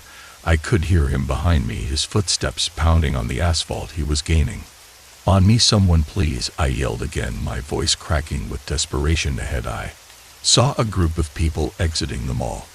An elderly couple turned at the sound of my cries, their eyes widening as they took in the scene. The old man fumbled for his phone, his wrinkled hands shaking, as he dialed, knowing help was on the way. Gave me a burst of energy. I pushed harder, my feet barely touching the ground as I ran. The distance between me and the mall entrance seemed impossibly vast, but I forced myself to keep going. Suddenly, I felt a hand grasp the back of my jacket. I was yanked backward, losing my balance and tumbling to the ground. The rough asphalt scraped my palms and knees as I hit the pavement. My attacker loomed over me, reaching for my purse. In that moment, a strange calm washed over me. Time seemed to slow down again, and I saw everything with crystal clarity. I saw the desperation in the man's eyes, the tremor in his hands. I saw the growing crowd of onlookers, some frozen in shock, others rushing to help. And I saw my opportunity as the man bent down to grab my purse. I kicked out with all my might. My foot connected solidly with his knee, and I heard a sickening pop. He howled in pain, stumbling backward. I scrambled to my feet, adrenaline coursing through my veins. The man was on the ground now, clutching his injured knee. A part of me wanted to run to get as far away as possible, but another part, a part I didn't even know existed, wanted to make sure he couldn't hurt anyone else. I grabbed my fallen shopping bag, still heavy with purchases, and swung it like a flail. It connected with the side of his head, sending him sprawling. His bandana slipped, revealing a young face contorted with pain and fear. By now, a small crowd had gathered. Two burly men rushed forward, pinning my attacker to the ground. In the distance, I could hear police sirens approaching as the adrenaline began to fade. The full weight of what had just happened hit me. My legs gave out, and I sank to the ground, my whole body shaking. An older woman knelt beside me, wrapping a comforting arm around my shoulders. "You're safe now, dear," she murmured. "You were so brave." Brave is that what I had been in the moment. It hadn't felt like bravery, it had felt like pure animal survival instinct. The police arrived, their presence bringing a sense of order to the chaotic scene. I gave my statement in a daze, watching as they handcuffed my attacker and loaded him into a square mod car. An EMT checked me over, cleaning the scrapes on my hands and knees. As the excitement died down and the crowd dispersed, I was left standing alone by my car. The van was gone, towed away as evidence. My shopping bags were scattered across the parking lot, their contents spilled out on the asphalt. It all seemed so trivial now. I unlocked my car with shaking hands and slid into the driver's seat. For a long moment, I just sat there, my forehead resting on the steering wheel. Tears that I had been holding back finally came, a flood of fear and relief and lingering adrenaline. When the tears subsided, I took a deep, shuddering breath and started the car. As I pulled out of the parking lot, I caught a glimpse of myself in the rearview mirror. I hardly recognized the woman staring back at me. Her eyes were wide and alert, her jaw set with determination. She looked like a survivor. The drive home was a blur. I moved on autopilot, my mind replaying the events of the afternoon on a loop. By the time I walked through my apartment door, I felt like I had aged years in just a few hours. I locked the door behind me, checking it twice, then 3 times. I moved through my apartment, turning on every light, checking every closet and corner. Only when I was absolutely certain I was alone did I allow myself to relax, sinking onto my couch.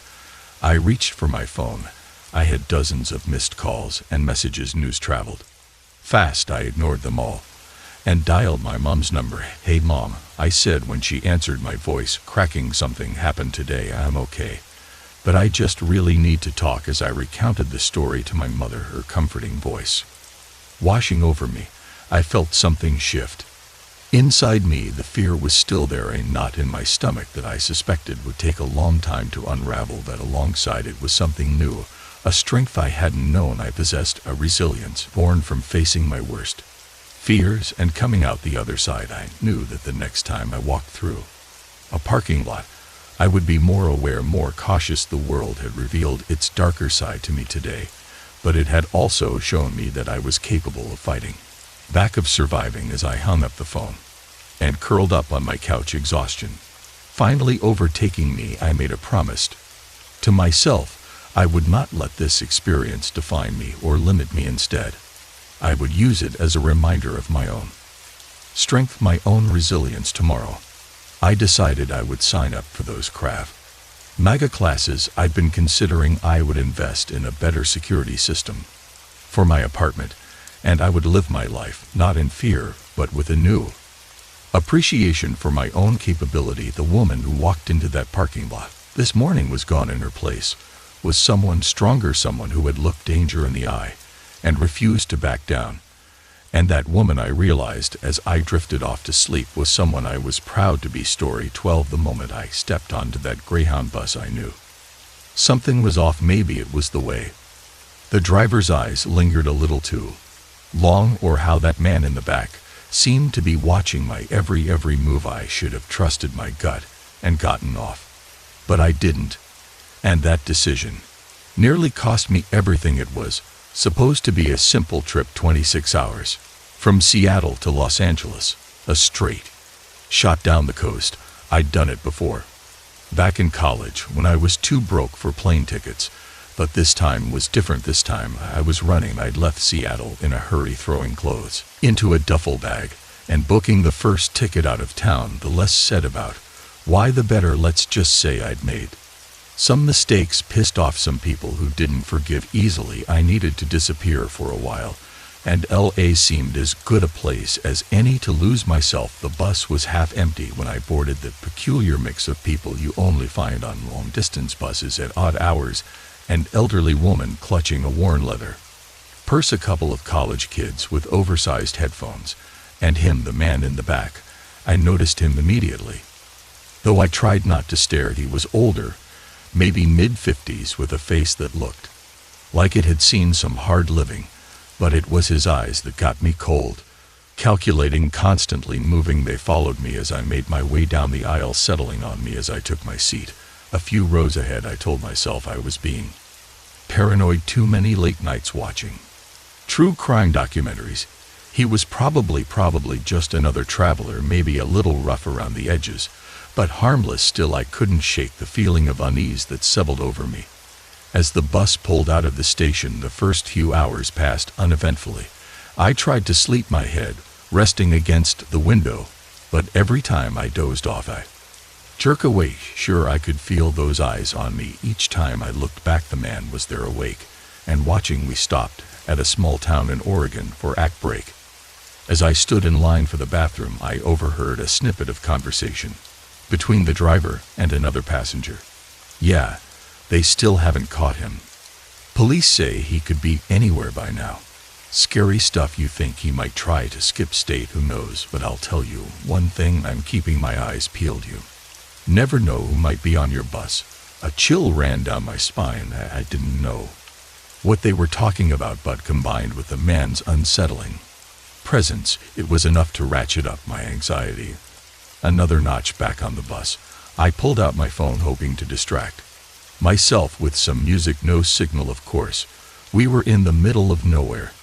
Nothing but trees and mountains for miles around. As night fell, the bus grew quieter. People dozed off, the low hum of the engine a soothing lullaby, but I couldn't relax. Every time I closed my eyes, I imagined the man creeping up the aisle towards me somewhere in Northern California around 2 a.m. It happened, a loud bang followed by a sickening lurch. The bus swerved, people screaming as they were jolted awake. We skidded to a stop on the shoulder of the road, tilting precariously. Everyone stay calm, the driver shouted, struggling to be heard over the panicked voices. We've blown a tire. I need to go out and take a look. Please remember in your seats. As he exited the bus, I noticed the man in the back stand up.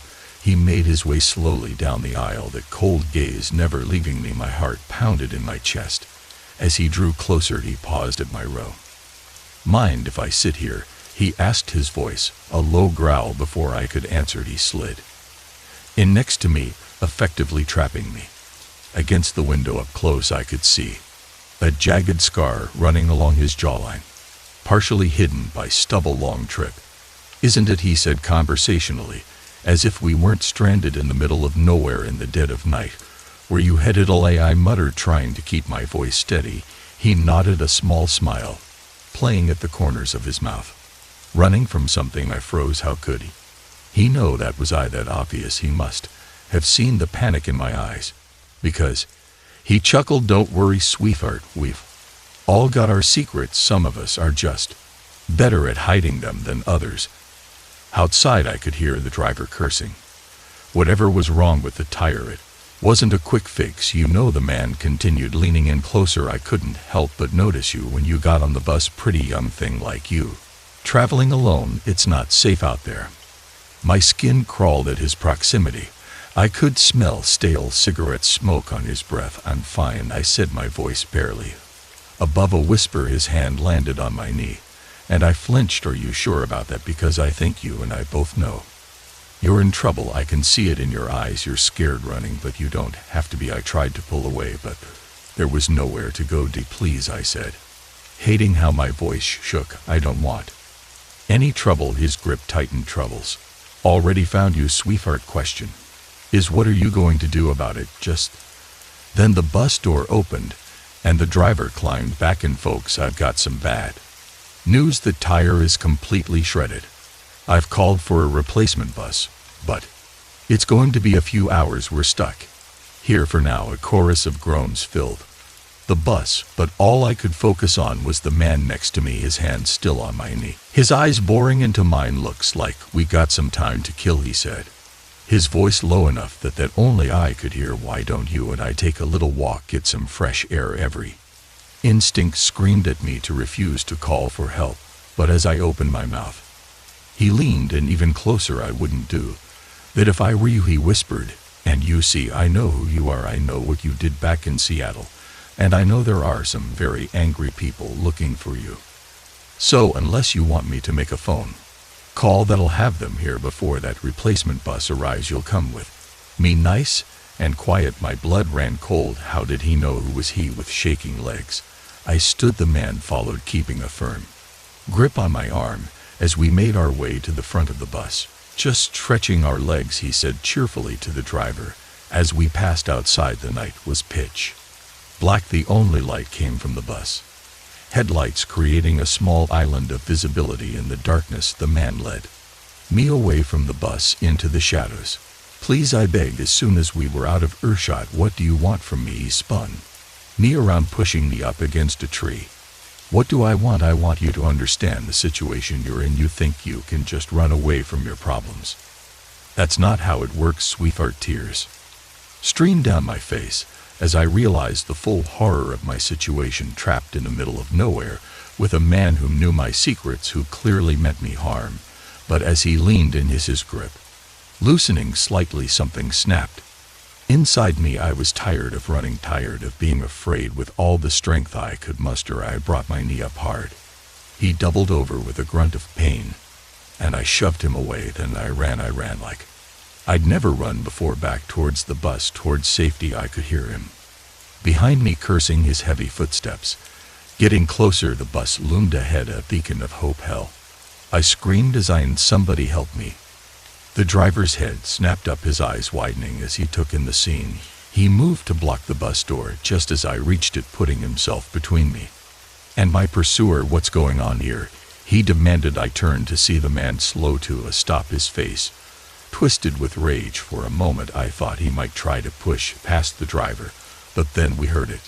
Sirens in the distance, growing closer. The man's eyes dark-eyed between me and the approaching sound. Then without a word he turned and melted into the darkness. The police arrived minutes later, responding to the call about our broken-down bus. As I gave my statement, shaking and crying, I realized how close I'd come to disappearing forever. I never did make it to LA. Instead, I went back to Seattle, determined to face my problems head-on. It wasn't easy, but it was better than running, better than living in fear. Sometimes when I'm on a long journey, I still find myself scanning my fellow passengers, looking for that cold, calculating gaze. But I'm not the same scared girl I was that night. I'm stronger now, wiser, and I know that no matter what trouble finds me, I have the strength to face it. That night on the bus taught me a valuable lesson. Sometimes the most dangerous journey isn't the one you take across the country.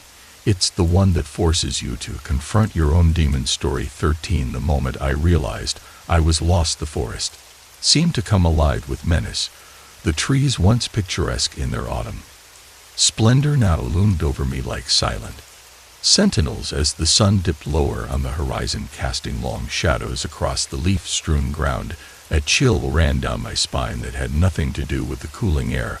I'd set out early that morning, eager to tackle the ridgeline trail known for its challenging terrain and breathtaking views. As an experienced hiker, I felt confident in my abilities.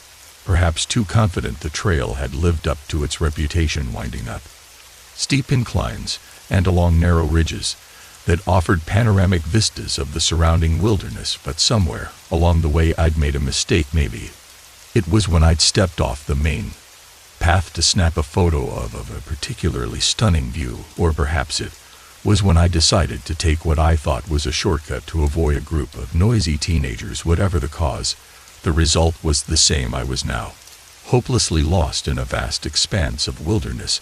As daylight rapidly faded, I paused, trying to calm my racing heart and think logically. I had supplies: water, energy bars, a first aid kit. I had my phone, though the signal had disappeared hours ago, and I had my wits, or at least I hoped I did. Taking a deep breath, I pulled out my map and compass. I'd always prided myself on my navigation skills, but now as I tried to make sense of the contour lines and landmarks, doubt crept in. Nothing looked familiar. The terrain around me didn't seem to match what I was seeing on the paper. As I stood there, the forest grew quieter. The chirping of birds and ruffling of small animals gave way to an eerie silence, broken only by the whisper of wind through the leaves. I felt exposed, vulnerable, as if every shadow held a potential threat. Swallowing hard, I picked a direction that I hoped would lead me back to the main trail and started walking. The fading light made the going treacherous. Roots seemed to reach up to grab at my feet, and low-hanging branches clawed at my face and arms. Time became fluid, stretching and contracting in strange ways. Had I been walking for minutes or hours? The darkness deepened, and I was forced to use my flashlight. Its beam creating unsettling shapes in the undergrowth. That's when I heard it, a sound that made me freeze in my tracks. My name, called out softly, almost carried away by the wind. Hello, I called back, my voice sounding small and afraid. In the vastness of the forest, is someone there? Silence, and I imagined that the stress and fatigue must be getting to me, I thought. But then it came again, clearer this time. Over here, the voice called. It sounded wrong, somehow not quite human. But in my desperation for any sign of rescue, I found myself moving towards it. Where are you? I shouted, sweeping my flashlight in wide arcs, trying to pierce the darkness. Good, do this way, the voice replied, seeming to come from everywhere and nowhere at once. I stumbled forward, hope and fear wearing in my chest. The voice led me deeper into the woods, away from any semblance of a path. The trees grew denser, their branches intertwining overhead to block out what little moonlight managed to filter through. Suddenly, my foot caught on something, sending me sprawling to the ground. My flashlight flew from my hand, its beam spinning crazily before going out, plunging me into total darkness. Panic clawed at my throat as I scrambled to my feet, hands outstretched, trying to orient myself. The voice had gone silent, leaving me alone in a sea of blackness. Hello, I called again, hating how my voice quavered. Please, if anyone's there, I need help. The silence that followed was deafening. Then slowly I became aware of sounds: twigs snapping, leaves rustling, and something else, a low guttural growl that raised the hair on the back of my neck. My heart pounding, I backed away, slowly trying to move as quietly as possible. My foot struck something solid, a tree trunk. I pressed my back against it, trying to make myself as small as possible. The noises grew closer. Whatever was out there, it wasn't human, and it was hunting me. In that moment of pure terror, a strange calm washed over me. The fog of panic cleared from my mind, replaced by a razor-sharp focus. I had to survive. I had to outsmart whatever was stalking me. Slowly, Carefully I reached into my pocket and pulled out my phone. The screen's glow seemed blindingly bright in the darkness. I quickly dimmed it, then pulled up my compass app. It wasn't much, but it was something. Taking a deep breath, I picked a direction east towards where I thought the main trail might be and started moving. I kept my steps as light as possible, pausing frequently to listen. The sounds of pursuit faded in and out, sometimes seeming right behind me, other times distant and indistinct. I don't know how long I walked. Time lost all meaning in the pitch-black forest. My world narrowed to the small circle of dim light from my phone screen and the constant goring fear of what might be lurking just beyond. As I pushed through a particularly dense thicket, my hand brushed against something that didn't feel like tree bark. I froze, then slowly turned my phone towards it. The light revealed a wooden post with faded yellow paint. A trail marker. Relief flooded through me, so intense it made me dizzy. I hadn't imagined the voice. After all, it had led me back to the trail, albeit in a terrifying roundabout way. With renewed energy, I followed the markers, moving as quickly as I dared in the darkness. The sounds of pursuit faded away entirely, replaced by the more normal nighttime noises of the forest. After what felt like hours but was probably only minutes, I saw a light in the distance. As I got closer, I realized it was a flashlight beam. Then I heard voices, human voices, calling my name. Here, I shouted, my voice cracking with emotion. I'm here too. Forest rangers burst through the underbrush, their faces a mixture of relief and concern. They'd been searching for me since sunset when I failed to return to the trailhead. As they led me back to safety, asking questions and checking me for injuries, I found myself unable to explain what had happened. How could I describe the voice that wasn't a voice, the presence that had both terrified and guided me? How could I make them understand the primal fear I felt, alone in the dark with something unknowable hunting me? In the end, I simply told them I'd gotten turned around and lost the trail. They nodded sympathetically, no doubt having heard similar stories from other rescued hikers.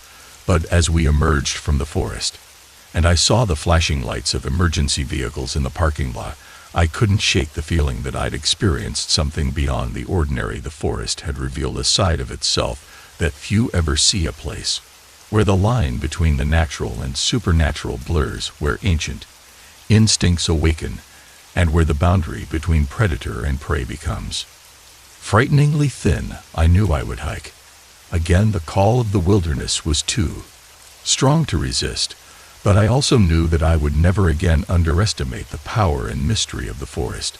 And on future hikes, as I stood at the trail head preparing to set out, I would say a silent thank you to whatever force had guided me back to safety on that terrifying night. As the paramedics checked me over and my worried family engulfed me in hugs, I cast one last look back at the dark line of trees.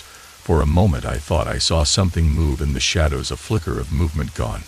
Almost before I registered it, a chill ran down my spine, and I quickly turned away. Some things, I decided, were better left in the forest, unexamined and unexplained. But the memory of that night, the fear and the strange guidance I'd received, would stay with me forever, a reminder of the thin line we walk between the world we know and the mysteries that lie just beyond our understanding. Story 14. The moment I saw the hidden camera, I knew our romantic getaway had turned into a nightmare. What I didn't know was that it was only the beginning of a terrifying game of cat and mouse that would push us to our limits. It was supposed to be perfect. Jake and I had been planning this trip for months, a chance to reconnect away from the stress of our jobs and the city. We'd found the cabin, been online, secluded, rustic, with breathtaking views of the surrounding forest. The photos showed a cozy interior with a stone fireplace and a porch that begged for morning coffee and stargazing. We arrived late Friday afternoon, the sun already dipping behind the trees. The drive had been long, and we were both tired and a little cranky. But as we pulled up to the cabin, I felt a surge of excitement. It was even more charming in person, with weathered wood siding and cheerful red shutters. Home sweet home for the next week, Jake said, giving my hand a squeeze. As we got out of the car, we unloaded our bags and stepped inside. The interior was just as inviting as the photos had promised, all warm wood tones and comfortable furniture. I ran my hand along the back of the plush sofa already, imagining curling up there with a good book. "Let's check out the bedroom," Jake said with a wink, grabbing our bags and heading down the short hallway. I followed, taking in the rustic decor. Old snowshoes and vintage skiing posters adorned the walls. It was perfect, almost too perfect. The bedroom was spacious, dominated by a king-size bed with a handmade quilt. Large windows looked out into the forest, and a door led to a small private deck. "This is amazing," I breathed, flopping backward onto the bed. Jake grinned, leaning down to kiss me. "Want to break it in?" I laughed, pushing him away playfully. "Later, I want to explore a bit first." We spent the next hour wandering around the cabin and the surrounding property. There was a fire pit out back and a small trail led down to a crystal clear stream. By the time we got back inside, the sun had set and our stomachs were growling. "I'll start dinner," Jake offered. "Why don't you get the fire going?" I nodded, moving to the fireplace. As I knelt to arrange the kindling, something caught my eye, a small dark object tucked into the stonework, its lens glinting in the fading light. My blood ran cold. A camera hidden, watching. "Jake," I called, my voice shaking, "can you come here for a second?" He must have heard the tension in my voice, because he appeared instantly, concern etched on his face. "What's wrong?" Wordlessly, I pointed to the camera. His eyes widened as he saw it. It then narrowed in anger. "What the hell?" he muttered, reaching out to grab it. "Wait," I said, catching his arm. "Don't touch it.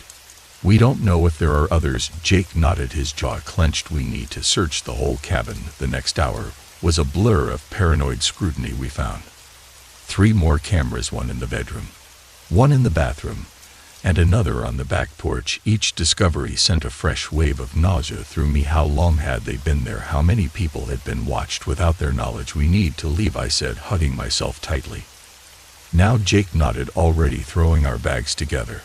"I'll call the rental company on the way, and the police." We were almost to the door when the lights went out. For a moment we stood frozen in the sudden darkness. Then Jake's phone flashlight clicked on, illuminating our shocked faces. "It's fine," he said, his voice tense. "Probably just a blown fuse.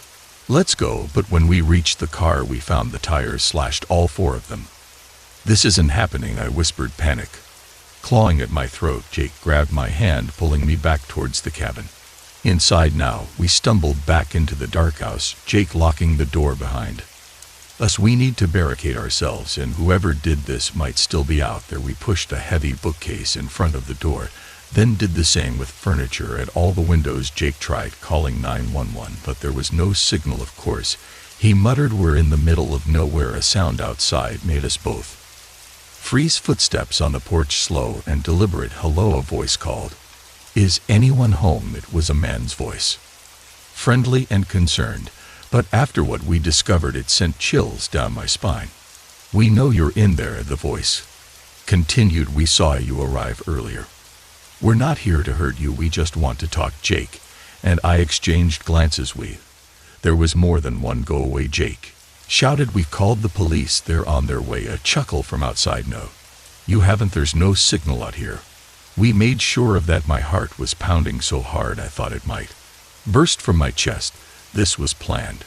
They were waiting for us. "What do you want?" I called, hating how much my voice shook. Like I said, "We just want to talk." "To explain, you weren't supposed to find the cameras so quickly. Most people don't notice them at all." The casual way he said it made me feel sick.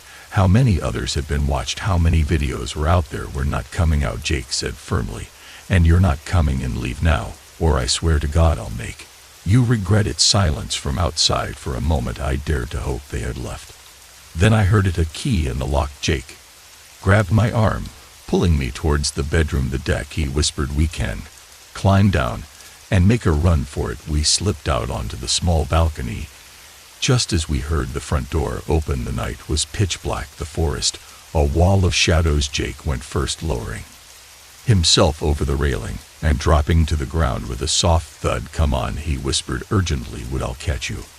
I swung my legs over my whole body, trembling just as I was about to let go. A hand grabbed my arm. I screamed, twisting to see a man's face inches from mine. He was older with graying hair and cold eyes that crinkled with amusement. Now, he said softly, that's not very polite, trying to leave without saying goodbye. I lashed out my fist, connecting with his jaw. He grunted his grip, loosening just enough for me to wrench free. I felt the impact knocking the wind out of me. Jake was there instantly, pulling me to my feet. Run, he yelled. We plunged into the forest, branches whipping at our faces as we stumbled through the underbrush. I could hear shouts behind us, flashlight beams. Cutting through the darkness we ran, until my lungs felt like they would burst, until my legs were leaden and shaking. Finally, Jake pulled me behind a large tree, both of us struggling to catch our breath. I think we lost them, he panted, but as the words left his mouth, a twig snapped nearby. We froze, hardly daring to breathe. Come out, come out. Wherever you are, a sing-song voice called. It was a different man this time. Younger. We just want to play a little game. Jake squeezed my hand and pointed to a denser patch of forest. We began to inch towards it, moving as silently as possible. We almost made it, but at the last second my foot caught on a root, and I stumbled. The noise seemed deafening in the quiet forest. There, a voice shouted, and we were running again, blind panic driving us forward. I had no idea where we were going, no plan beyond getaway. Getaway. Suddenly, the trees thinned, and we burst out onto a road. In the distance I could see headlights approaching. Help, I screamed, waving my arms frantically. Please help us. The car slowed, then stopped. An older couple peered out at us, their faces concerned. Please, Jake gasped, we need help. There are people after us. The woman's eyes widened, and she quickly unlocked the doors. Get in quickly. We scrambled into the back seat, and the car took off. Just as our pursuers emerged from the tree line, as we sped away, the adrenaline began to wear off, leaving me shaky and nauseous. Jake pulled me close, and I buried my face in his chest, finally letting the tears come. The couple took us straight to the police station in the nearest town. We spent hours giving statements, describing the cameras, the men, everything that had happened. It turned out we weren't the first. The cabin had been used for years to make illicit videos, selling them on the dark web. Our discovery had forced them to act more directly than usual. They caught the men a week later trying to flee the state. The trial was a media circus, with dozens of victims coming forward. Jake and I testified, facing our tormentors in court. It was terrifying, but also empowering. We had survived, we had fought back, and now we were making sure they could never hurt anyone else. The experience changed us, of course. How could it not? For months I jumped at every shadow, flinched at every unexpected touch, but slowly we healed. Together, we never rented another cabin. But we didn't let fear stop us from living, from traveling. We just became more cautious, more aware, and every night, before we go to sleep, we check our room for hidden cameras, just in case, because we learned the hard way that sometimes the most dangerous threats are the ones you invite in yourself. Story 15. The water was black as ink, and something was moving beneath the surface. What had started as a carefree night of summer fun had turned into a nightmare I couldn't wake up from. As I treaded water, surrounded by my friends, I realized with growing horror that we weren't alone in this secluded swimming hole. It was the hottest night of the year, the kind of sweltering summer evening where the air feels thick and heavy, clinging to your skin like a damp cloth. My friends and I had been looking for a way to beat the heat, and someone, I think it was Jake, had suggested we go for a midnight swim at Miller's Pond. Miller's Pond was a local legend, a hidden oasis tucked away in the woods at the edge of town. During the day, it was a popular spot for families and picnickers, but at night it transformed into a teenage playground, a place where we could escape the watchful eyes of parents and indulge in the kind of reckless fun that only seems possible when you're young and invincible. There were 5 of us that night: me, Jake, his girlfriend Lily, my best friend Sarah, and her brother Mike. We'd snuck out of our houses around 11:00 p.m., giggling and shushing each other as we made our way through the silent streets of our sleepy town. The walk to Miller's Pond took about half an hour, but it felt longer in the oppressive heat. By the time we reached the water's edge, We were all sweating and eager to dive in the pond. Looked inviting in the moonlight. Its surface like black glass reflecting the stars above. Last one in is a rotten egg. Jake yelled, already stripping off his shirt. The rest of us followed suit. Leaving our clothes in messy piles on the shore, the water was cool and refreshing as we waded in a blessed relief. From the stifling air we splashed and played, our laughter echoing across the water. It felt magical, like we were the only people in the world. I floated on my back, gazing up at the stars-studded sky, feeling perfectly content. That's when I felt something brush against my leg. Underwater at first I thought it was just a piece of vegetation, or maybe one of my friends playing a prank. But then I felt it again, firmer this time, almost like a hand grasping at my ankle.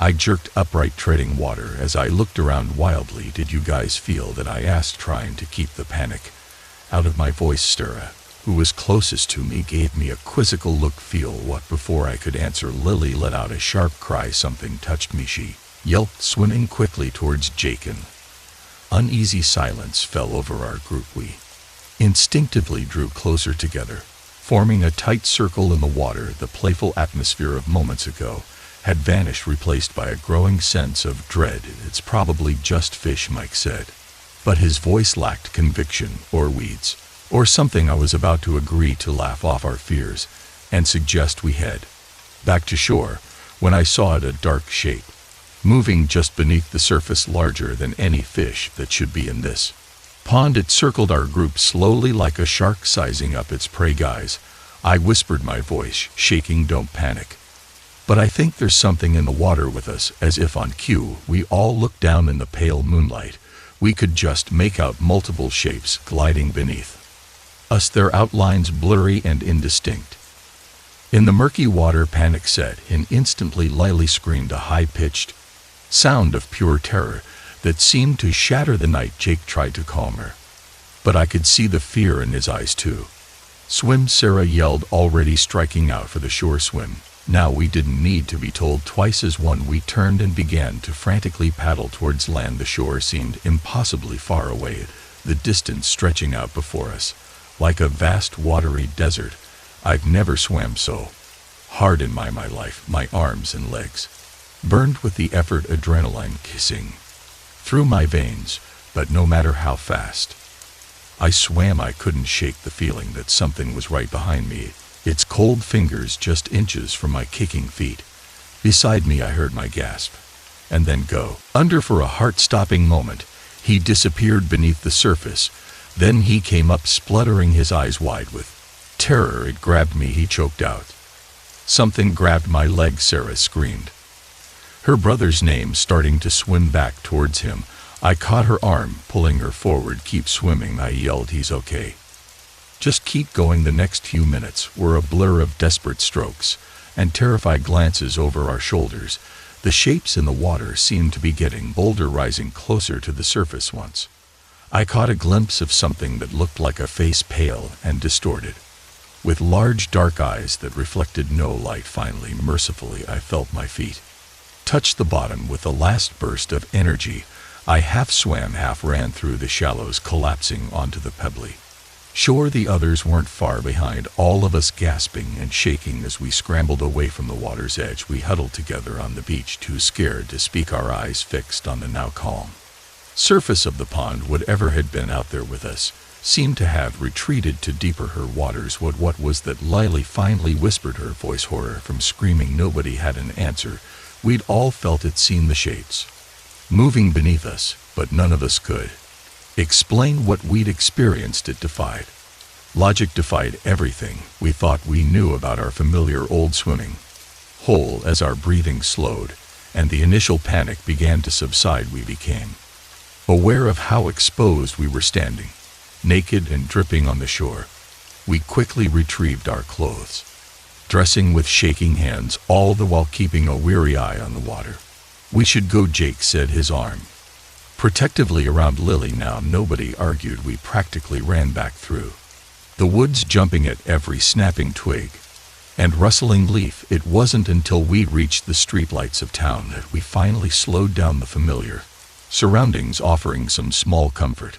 We parted ways at the corner of my street, all of us eager to get home and try to forget what had happened. But as I watched my friends disappear into the night, I knew that none of us would ever forget this evening. The memory of those shapes in the water, of that pale, inhuman face, would haunt us for years to come. I snuck back into my house, my wet hair leaving a trail of droplets on the carpet. In the safety of my room, I finally allowed myself to break down. Silent snobs racking my body as the full weight of our narrow escape hit me. The next day we met up at the local diner, all of us sporting dark circles under our eyes from a sleepless night. We spoke in hushed tones, comparing notes on what we'd seen and felt. Mike showed us the bruises on his leg, 5 distinct oval shapes that looked disturbingly like finger marks. We made a pact that day, swearing never to speak of what happened to anyone else who would believe us anyway. We also vowed never to return to Miller's Pond, especially not at night. In the weeks that followed, I heard rumors of other strange sightings at the pond. A young boy claiming he saw faces in the water, an old man insisting something had tried to pull him under while he was fishing. But these stories were dismissed as tall tales or the products of overactive imaginations. Only we knew the truth. Only we had felt the terror of being surrounded by unknown creatures in the dark water, of being hunted in what we'd always thought was a safe, familiar place. Years have passed since that night, and I'd long since moved away from my hometown. But I still can't bring myself to swim in lakes or ponds, especially not at night. The memory of those shapes beneath the surface, of that alien face in the water, is forever etched in my mind. Sometimes on hot summer nights when sleep eludes me, I find myself wondering about Miller's Pond. Are they still there, those mysterious entities waiting in the dark waters for unsuspecting swimmers? Or was that night a single inexplicable occurrence, a momentary thinning of the veil between our world and something beyond our understanding? I'll never know for sure, but one thing I do know is that I'll never again take for granted the safety of seemingly calm waters, because sometimes beneath the placid surface, unspeakable things lie in wait, ready to reach up and drag you down into the depths. Story 16. When I signed up for the wilderness survival course, I thought the biggest challenge would be starting a fire or finding edible plants. I never imagined I'd be fighting for my life against the very man who was supposed to teach us how to survive. It started innocently enough. I'd always been fascinated by survival skills, watching countless YouTube videos and reading books on the subject, but I wanted real hands-on experience. So when I saw the ad for an intensive week-long wilderness survival course in the mountains of Colorado, I jumped at the chance. There were 12 of us in total, a mix of men and women ranging from college students to retirees. Our instructor, Jack, looked the part of a seasoned outdoorsman, weathered face, calloused hands, and eyes that seemed to take in everything at once. The first 2 days were grueling but exhilarating. Jack taught us how to build shelters, purify water, and navigate using only the sun and stars. He was tough but fair, pushing us to our limits while ensuring we learned the skills we needed. On the 3rd day, things began to change. We hiked deeper into the wilderness than we had before, to an area Jack said would really test our mettle as we set up camp. That evening I couldn't shake the feeling that something was off. Jack seemed on edge, his eyes constantly darting to the dense forest surrounding us. But tonight, he announced after dinner, we're going to practice extreme survival scenarios, the kind of situations where you might have to make difficult choices. A murmur ran through the group. This hadn't been mentioned in the course description. What do you mean by difficult choices? Sarah, a college student, asked nervously. Jack's smile didn't reach his eyes. You see, now everyone gets some rest. You'll need it. I tossed and turned that night, unable to shake my unease. Around midnight, I was startled awake by a scream. I bolted upright, heart pounding, to find chaos in the campsite. Jack stood in the center, holding Sarah at gunpoint. The rest of the group was scrambling out of their tents, looks of confusion and terror on their faces. What the hell is going on? Tom, a burly ex-military guy, demanded. And this is your first test, Jack said calmly. as if holding a gun to a student's head was perfectly normal in true survival.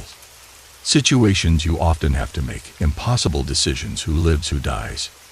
You have 1 hour to decide which one of you will take Sarah's place. If you don't choose, I'll choose for you for a moment. We all stood in stunned silence then. Everyone started talking at once, a cacophony of panic and disbelief. And this is insane, he can't be serious, we need to overpower him. But Jack's grip on the gun never wavered, and the look in his eyes told me he was deadly serious. Your time starts now, he said, checking his watch. The next hour was a blur of frantic whispers and terrified glances. Some wanted to rush Jack, but the risk was too great. Others suggested we try to escape into the forest, but in the dark, with no supplies, our chances of survival were slim as the minutes ticked by. An ugly reality set in. We were actually considering choosing someone to die. It should be the oldest someone. Whispered no, whoever's the least fit. Another argued we should draw straws. It's the only fair way. I felt sick to my stomach. This couldn't be happening. This wasn't what I signed up for. With 10 minutes left, I made a decision. I couldn't sit by and let this happen. I had to do something, even if it meant putting myself at risk. I stood up, my legs shaking. I'll do it, I said, my voice barely above a whisper. I'll take her place. Jack's eyebrows raised slightly, the first sign of surprise I'd seen from him. Noble, he said, but are you sure? The group agrees before anyone could object. I walked over to where he stood with Sarah. Let her go, take me instead. For a moment I thought he might actually do it, then quick as a flash, he shoved Sarah away and grabbed me, the cold barrel of the gun pressing against my temple. Congratulations, he said to the group. You've passed the first test, now for the second. My mind reeled. First test? What more could he possibly have planned? Now you have to save him, Jack continued. I'm going to take your brave volunteer here into the forest. You have until dawn to find us. If you do, you all go free. If not, he let the sentence hang ominously. Before anyone could react, he was dragging me into the darkness of the forest. I could hear shouts behind us, but they quickly faded as we plunged deeper into the wilderness. We walked for what felt like hours, the gun never leaving my back. Finally, we reached a small clearing with a crude cabin. Jack shoved me inside. Why are you doing this? I demanded once. We were inside. This isn't a survival course. This is insanity. Jack's face twisted into a sneer. You people come out here thinking you can learn to survive. In a week you have no idea what real survival is, what it takes, what it costs. I'm teaching you the real lessons, the ones they don't put in books. He tied me to a chair, the ropes biting into my skin. Then he sat down opposite me, the gun resting casually on his knee. So now we wait, he said. Let's see if your friends can put those skills to use. The hours crawl by. I try to engage Jack in conversation, hoping to find some weakness, some way to reason with him. But he remained silent, his eyes constantly moving between me and the cabin's single window. As the sky began to lighten, I felt hope slipping away. Had the others gotten lost, given up, left me for dead? Then I heard it, a twig snapping outside. Jack heard it too, his head whipping towards the sound. What happened next was a blur of motion and sound. The cabin door burst open. I saw Tom's hulking figure, heard Sarah's shout of triumph. Jack raised his gun, but he was too slow. Tom tackled him, the gun skittering across the floor. The others rushed in, quickly untying me as Tom and Jack grappled on the ground. In the end, it took 4 of us to subdue Jack. We used the ropes he tied me with to bind him, his eyes burning with a mixture of rage and what looked almost like respect. You did it, he spat as Tom hauled him to his feet. No, maybe you learned something. After all, the hike back to civilization was long and tense. We took turns watching Jack, none of us quite believing it was over until we saw the flashing lights of police cars waiting at the trailhead. The aftermath was a whirlwind of police statements, psych evaluations, and media attention. We learned that Jack was a former Special Forces operator who had snapped after one too many tours. He'd been running these extreme survival Courses for years, pushing people to their limits, and sometimes beyond. In the weeks and months that followed, I struggled to process what had happened. Nightmares plagued my sleep, and loud noises would send me into a panic, but slowly, with the help of therapy and the unwavering support of my fellow survivors, I began to heal surprisingly. The experience didn't kill my love of wilderness survival. If anything, it strengthened it. I knew firsthand now how important these skills could be, how they could mean the difference between life and death. I still go hiking and camping, still practice the skills I learned, but now I do it with a greater respect for the wilderness and for the strength that lies within each of us. I know now that survival isn't just about starting fires or finding food. It's about facing your fears, making impossible choices, and never giving up no matter how dire the situation seems. Every year on the anniversary of our rescue, I meet up with the others from the course. We talk, we laugh, we cry, we remind each other that we're not just survivors, we're thrivers. And no matter what life throws at us, we know we have the strength to overcome it. Because in the end, the most important survival skill isn't something you can learn in a book or a course. It's the will to live, the determination to keep fighting even when all hope seems lost. And that's something Jack, for all his madness, taught us better than any instructor ever could. Story 17. The sound of footsteps echoing up the spiral staircase sent ice through my veins. It was impossible we were alone in this lighthouse, miles from civilization, locked in from the outside, yet the steady thump of someone or something ascending towards our room was unmistakable. My wife Sarah and I had arrived at the Beacon Point Lighthouse, bed and breakfast earlier that day, eager for a romantic weekend getaway. The online reviews had raved about the stunning ocean views, the charming historical ambience, and the utter seclusion, like stepping back in time. One guest had written, "If only we'd known." How prophetic those words would prove to be. The lighthouse keeper, an elderly man named Gerald, had greeted us with a toothless grin and a ring of ancient keys. "You'll have the whole place to yourselves," he said, his rheumy eyes twinkling. "I'll be back in the morning to cook you breakfast."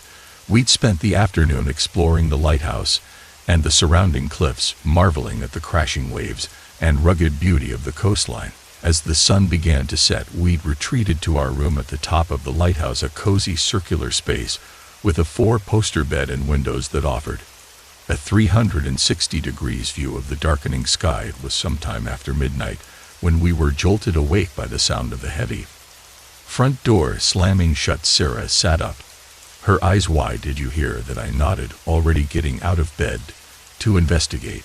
But when I tried the door to our room, I found it would budge. The old-fashioned lock had somehow engaged, trapping us inside. "That's weird," I muttered, jiggling the handle. "It must have locked automatically when it closed." Sarah joined me at the door, wrapping her arms around herself. "Can you open it?" I was about to reply when we heard it, the first echoing footstep from the bottom of the tower. We froze, listening intently.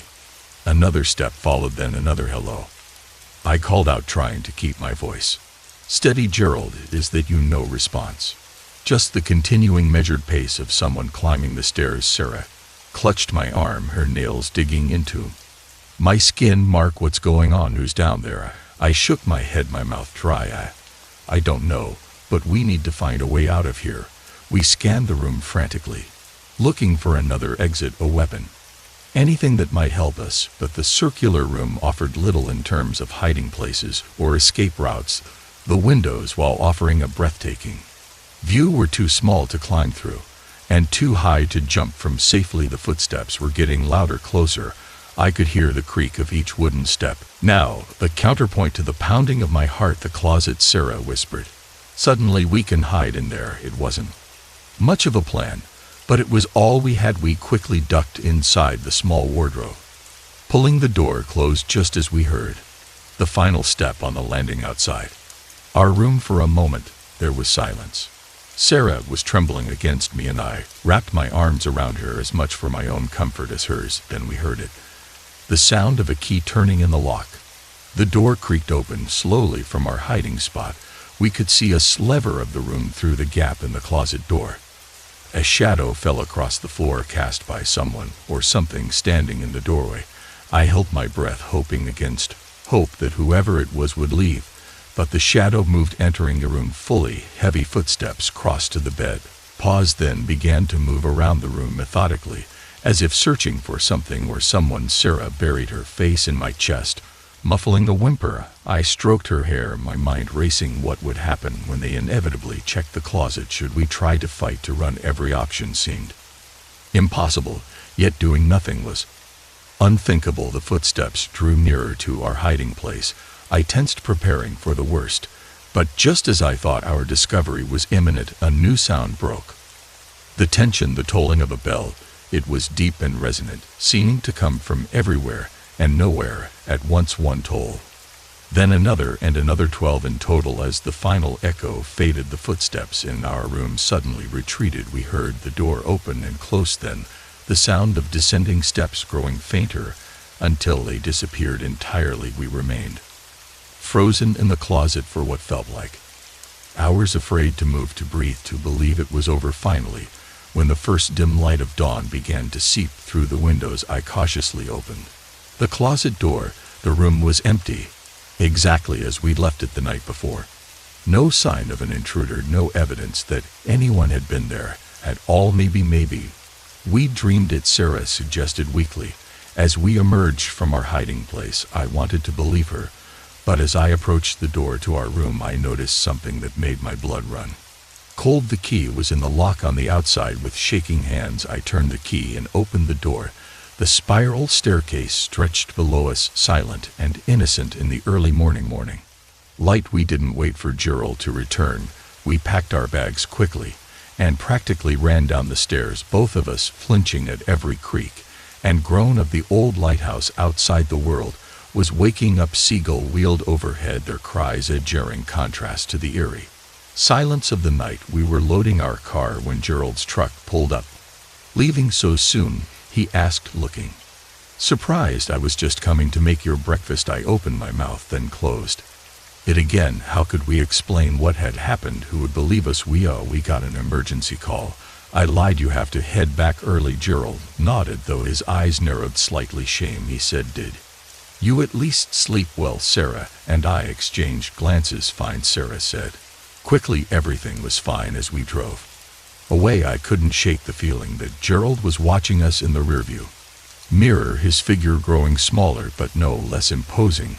We were silent for the first hour of the drive, both lost in our own thoughts. Finally, Sarah spoke. "We're never talking about this again, are we?" I reached over and squeezed her hand. "Probably for the best," I agreed. But as the miles stretched between us and the lighthouse, I found myself turning the events over and over in my mind. Who or what had been in that tower with us? Why hadn't they opened the closet? And that bell, where had it come from? I thought about the review I'd read, like stepping back in time. Had we somehow slipped through a crack in reality, experiencing an echo of some long ago tragedy? Or was there something more sinister at work? Something that preyed on unsuspecting guests in that isolated tower? I'll never know the answers to these questions. But one thing I do know, I'll never stay in another lighthouse. Some beacons, it seems, are best left dark, their secrets locked away with the ghosts of the past. As we merged onto the highway, heading back to the safety of the city, I glanced at Sarah. She was staring out the window, her face pale but composed. I knew that, like me, she would carry the memory of that night with her forever, a shared secret, a brush with the unknown that would bond us in ways we couldn't yet understand. The lighthouse disappeared from view as we rounded a bend, but its presence lingered in the years to come. I would often wake in the night, my heart racing, convinced I could hear phantom footsteps climbing an endless spiral stair, and in those moments I would reach for Sarah, grateful for her solid presence beside me, an anchor in a world where the line between reality and nightmare had become terrifyingly blurred. Story 18. The moment I stepped into that small town police station, I knew I'd made a terrible mistake. What I didn't know was that the next few hours would become a fight for survival against the very people sworn to protect and serve. It had started as a simple road trip. My best friends wedding was in San Francisco, and I decided to drive down from Seattle, enjoying the scenic coastal road. Everything was going smoothly until my car started making an ominous rattling noise somewhere in southern Oregon. I managed to limp into a tiny town called Pine Grove just as the sun was setting. The place looked like something out of an old Western movie, a main street lined with weathered buildings, a few flickering streetlights, and not a soul in sight. My car gave one final shudder and died right in front of a rundown garage. A sign in the window proclaimed, "Closed back tomorrow." Great. Just my luck. With no other options, I decided to find the local police station. Surely they could point me towards a motel, or maybe even call a tow truck. I grabbed my phone and wallet, locked the car, and set off down the empty street. The police station was easy to find, a squat brick building with peeling paint and a neon T open sign that buzzed and flickered erratically as I pushed open the heavy glass door. A bell chimed overhead, sounding unnaturally loud. In the quiet night, the interior was small and dimly lit. A long counter separated the public area from what looked like an open-plan office space. An ancient ceiling fan spun lazily overhead, doing little to dispel the stuffy atmosphere. "Hello," I called out, my voice echoing slightly. "Anyone here?" For a moment there was only silence. Then I heard the scrape of a chair and heavy footsteps. A man appeared from a back room, adjusting his uniform. As he approached the counter, he was tall and heavy-set, with a thick mustache and small piercing eyes that seemed to look right through me. His nameplate read, "Officer Dorson, can I help you?" he asked, his tone gruff and unwelcoming. I explained my situation: the broken down car, the closed garage, my need for a place to stay for the night. As I spoke, I noticed Dawson's eyes flicking towards the door behind me, as if expecting someone else to enter. "Ain't no motels in Pine Grove," he said when I finished. "Nearest one's about 30 miles south." My heart sank. Is there a tow truck I could call? Or maybe someone who could look at my car? Dawson shook his head. "But Mike's the only mechanic in town, and he won't be back till morning. As for a tow, well," he trailed off, a strange smile playing at the corners of his mouth, "we might be able to arrange something. Why don't you come on back, and we'll make some calls." Warning bells went off in my head. Every instinct told me to politely decline and get out of there, but what choice did I have? I was stranded in a strange town with a dead car and no place to stay. "And that would be great, thank you," I said, forcing a smile. Dorson buzzed me through a side door and led me into the back office. It was cluttered and poorly lit, with stacks of papers covering every surface. An ancient computer hummed on a desk in the corner. "Having a seat," Dawson said, gesturing to a chair. "I'll see what I can do." As I sat down, I noticed a map on the wall covered in red pins. Something about it made me uneasy, though I couldn't put my finger on why. Dawson picked up a phone and dialed, turning his back to me. As he spoke in low tones, I couldn't make out what he was saying, but his posture was tense, his free hand clenching and unclenching at his side. After a few minutes he hung up and turned to face me. Good news," he said, but his smile didn't reach his eyes. "We've got a tow truck on the way, should be here in about an hour." Relief washed over me. "That's great, thank you so much." "Not a problem," Dorson replied. "Why don't you wait here? I've got some paperwork to finish up, but I'll let you know when the truck arrives." He settled behind the desk, pointedly ignoring me as he started shuffling through papers. I pulled out my phone, hoping to pass the time, but there was no signal. Of course, as the minutes ticked by, my unease grew. Something felt off about this whole situation, but I couldn't put my finger on what. I found myself studying the map on the wall again, trying to figure out what was bothering me about it. Suddenly, it clicked: the pins. They weren't marking locations in town, or even in the county. They were spread out across the entire state, even into neighboring states, and there were dozens of them. "Quite a collection, isn't it?" Dawson's voice made me jump. He was watching me, a knowing look in his eyes. "What are they for?" I asked, trying to keep my voice casual. Dawson's smile widened, showing too many teeth. "Oh, just keeping track of some ongoing investigations. You'd be surprised how many people pass through our little town and run into trouble. A chill ran down my spine. The way he said it, the look in his eyes. Suddenly I knew I was in danger. I stood up abruptly. You know what I think, I'll wait outside for the tow truck, thanks for your help. I moved towards the door, but Dorson was faster. He blocked my path. All pretense of friendliness gone. I'm afraid I can't let you do that, he said, his voice low and menacing. You see, we have plans for you. My heart was pounding so hard I thought it might burst from my chest. What are you talking about? Let me go. I tried to push past him, but he grabbed my arm, his grip like iron. Now, he said almost soothingly, there's no need to make this difficult, just come along quietly. And I didn't let him finish. Acting on pure instinct, I brought my knee up hard, catching him in the groin. He let out a grunt of pain, his grip loosening just enough for me to wrench free. I ran for the door, fumbling with the handle. In my panic behind me, I could hear Dawson recovering, his curses ringing in my ears. The door finally opened, and I burst into the main office. But my heart sank as I saw two more officers had arrived. They looked from me to Dorson, who had emerged from the back room, his face twisted with rage. Stop her, he bellowed. I didn't hesitate. I vaulted over the counter, my feet hitting the ground. Running, I heard shouts behind me as I burst out of the station and into the night. The street was still deserted. As I ran, my footsteps echoing off the buildings, I could hear pursuit behind me, the heavy tread of boots and angry shouts. I turned down an alley, hoping to lose them in the maze of back streets.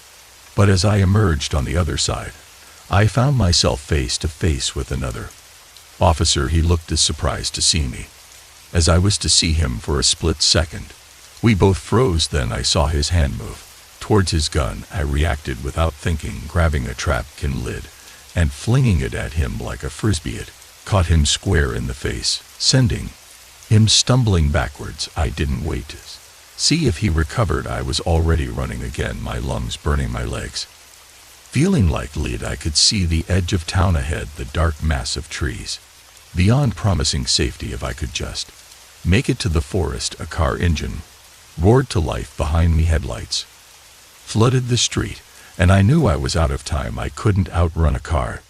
Desperate, I looked around for anywhere to hide. There, an old pickup truck parked on the street, its bed covered with a top. I dove for it, scrambling under the top. Just as the police car rounded the corner, I lay there, hardly daring to breathe. As the car cruised slowly past, I could hear Dawn's voice barking orders to the others. For what felt like hours, I stayed hidden, listening to the sounds of the search cars driving back and forth, voices calling out, flashlight beams sweeping across the street. Finally, as the sky began to lighten with the first hints of dawn, the noises faded. I cautiously peeked out from under the top.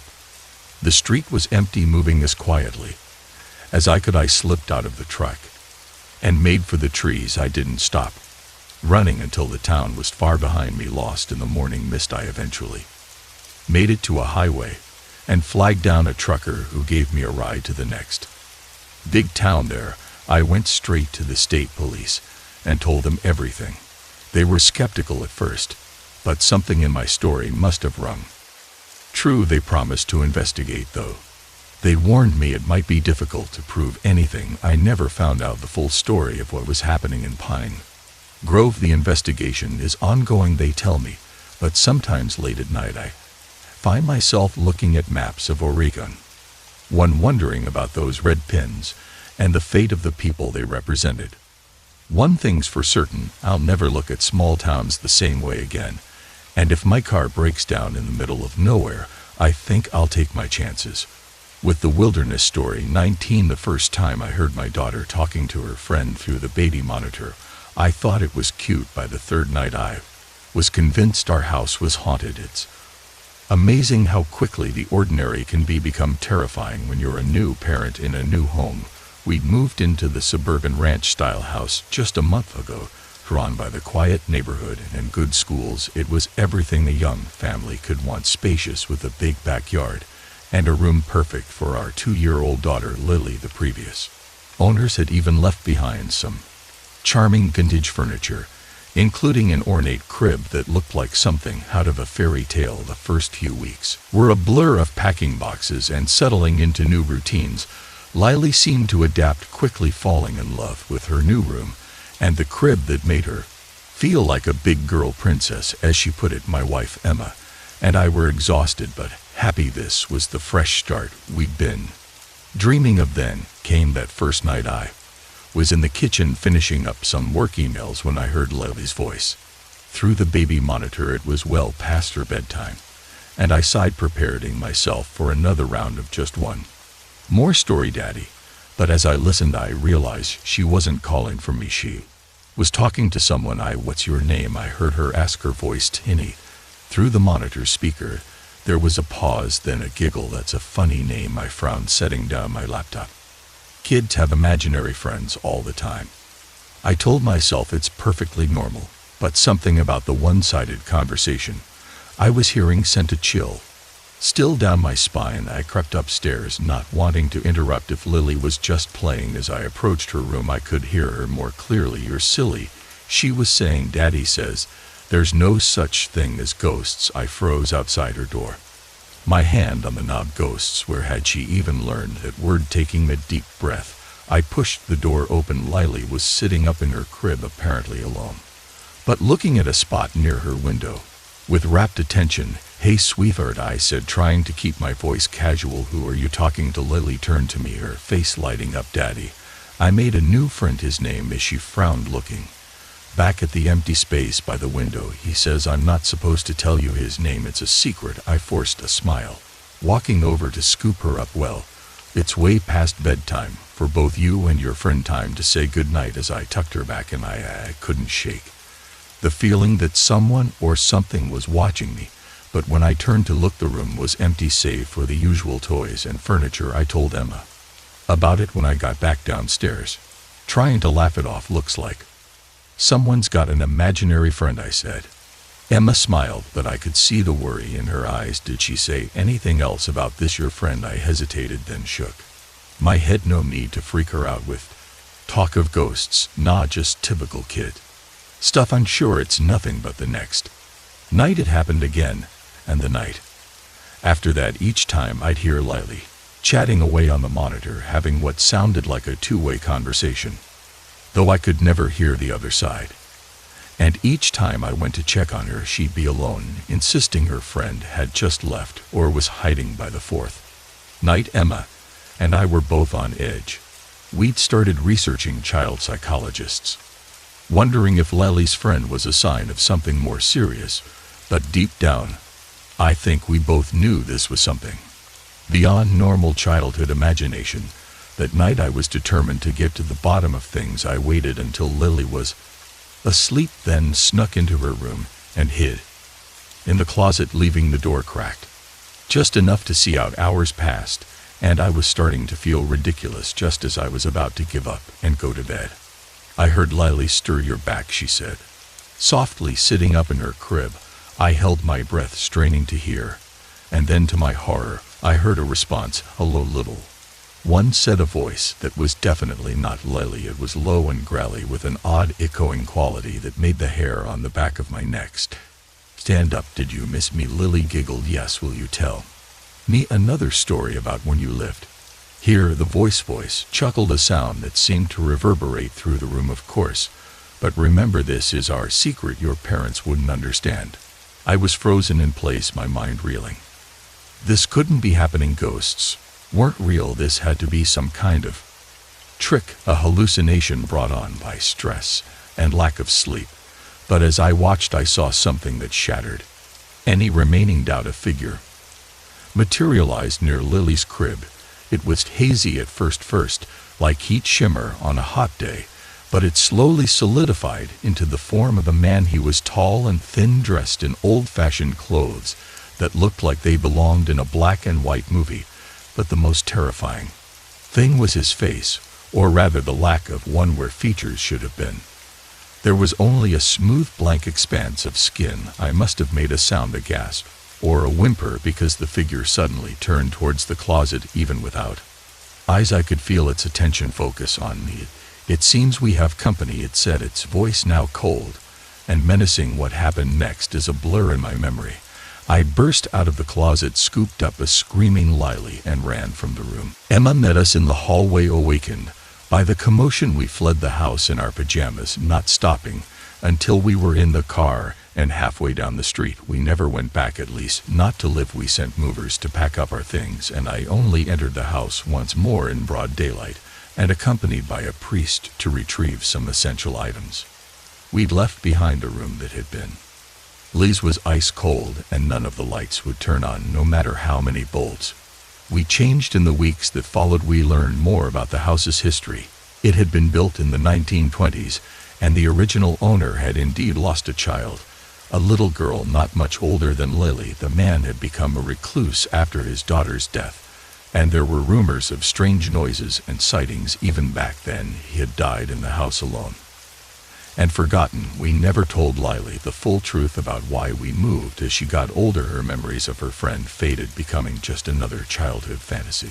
But Emma and I will never forget that night, or the realization that the barrier between our world and whatever lies beyond is thinner than we'd like to believe. Now, years later, we live in a modern apartment in the city. There's no room for ghosts here, no dark corners where the past can linger. But sometimes, when I pass a mirror or catch a glimpse of movement in my peripheral vision, I can't help but wonder, are we ever truly alone? I've come to believe that there are some places where the veil between worlds is gossamer, a thin where the dead can reach out to the living, and sometimes innocence can be a bridge between realms. Lily's openness, her lack of preconceived notions about what is and isn't possible, had allowed her to connect with something beyond our understanding. We never bought another baby monitor. The silence of our new home is a comfort, a reminder that some conversations are best left unheard.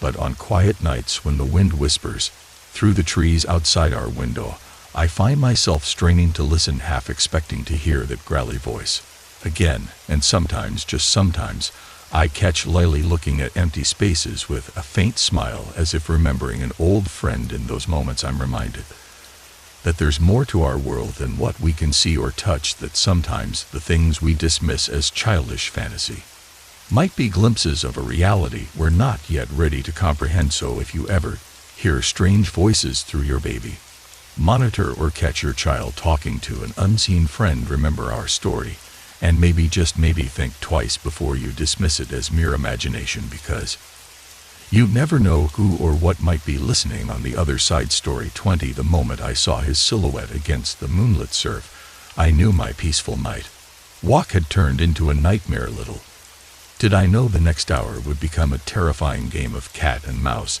that would push me to my limits. It had been a long day at the beach resort where I was vacationing. The sun, sand, and constant chatter of fellow tourists had left me drained. As night fell and the crowds thinned, I decided to take a solitary stroll along the shoreline. The sound of waves lapping at the shore and the cool breeze on my skin were exactly what I needed to unwind. I walked for about 20 minutes, enjoying the solitude and the way the moon cast a silvery path across the water. The resort's lights had faded into the distance behind me, and I was alone with my thoughts and the rhythmic sound of the ocean. That's when I saw him.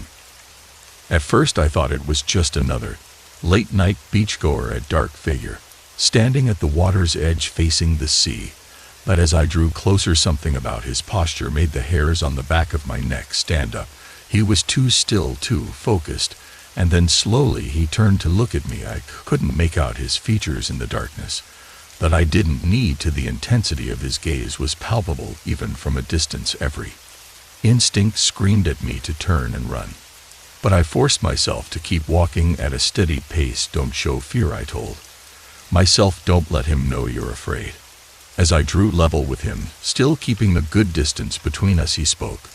Beautiful night for a walk, isn't it? His voice was surprisingly pleasant, with a hint of an accent I couldn't place, but there was an undercurrent to it, a tension that set my nerves on edge. Yes, it is, I replied, trying to keep my voice steady. I kept walking, hoping that would be the end of our interaction, but I heard the shift of sand behind me as he began to follow. You shouldn't be out here alone, he said, his tone conversational, but with a hint of something darker. It's not safe. My heart began to race. I quickened my pace slightly, but not so much that it would be obvious I was trying to get away. "I'm fine, thank you," I called over my shoulder, not daring to look back. On heading back to my resort now. "Oh, which resort is that?" The question sent a chill down my spine. I mumbled a vague response and walked faster, no longer caring if he noticed my fear. His footsteps behind me sped up to match my pace. "You know," he said, his voice closer now. "I could walk you back. Make sure you get there safely." "No thank you," I said firmly, finally risking a glance behind me. He was closer than I thought, no more than 10 feet away in the moonlight. I could make out more of his features. He was tall and lean, with dark hair and eyes that seemed to glitter with an unsettling intensity. "I insist," he said, and there was no mistaking the menace in his voice now. I ran. Sand flew up behind me as I sprinted down the beach. I could hear him in pursuit, his breathing heavy and fast. The sound spurred me on, pushing me to run faster than I ever had before. But the sand was working against me, each step requiring more effort than it would on solid ground. I veered towards the water, hoping the wet sand near the surf would provide better traction. A wave rushed in the cold water, shocking my system as it swirled around my ankles. But it did the trick. My feet found purchase on the firmer sand, and I surged forward. I chanced another look back. He was still there, maybe 15 feet behind me. Now the moonlight glinted off something in his hand, a knife. Terror gave me a fresh burst of speed. My lungs were burning, my legs aching, but I didn't dare slow down. I focused on the distant lights of the resort, willing them to get closer faster. Suddenly my foot caught on something, a piece of driftwood half buried in the sand. I went down hard, sand scraping my palms and knees as I hit the ground. For a moment I lay there, winded and disoriented. Then I heard his footsteps, slow now but steady, approaching. "That was quite a chase," he said, his breath coming in short gasps. "But it's over now. Why don't you just stay down and make this easy on yourself?" His shadow fell over me, and I knew I had seconds to act. I grabbed a handful of sand and rolled onto my back, flinging it up towards his face. He let out a startled cry, stumbling back and rubbing at his eyes. I scrambled to my feet and took off again, ignoring the pain in my scraped knees. The lights of the resort were closer now, but still so far away. I knew I couldn't outrun him forever. I needed to find help, or a place to hide. As if answering my silent plea, I spotted dilapidated pier jutting out into the water. Without hesitation, I veered towards it. The wooden planks creaked ominously under my feet as I ran down the pier. I could hear him behind me, his footsteps heavy on the old wood. At the end of the pier I skidded to a stop. The moon illuminated the churning water below, dark and forbidding. For a wild moment I considered jumping. "End of the line," his voice called from behind me. Nowhere left to run. I turned to face him, my back pressed against the railing. He stood a few yards away, knife glinting in his hand, a triumphant smile on his face. "Please," I said, hating how my voice shook. "Why are you doing this?" He shrugged, taking a step closer. "Why does anyone do anything for the thrill, the power?" His grin widened. The fun. As he took another step, a plank creaked loudly under his foot. An idea flashed through my mind.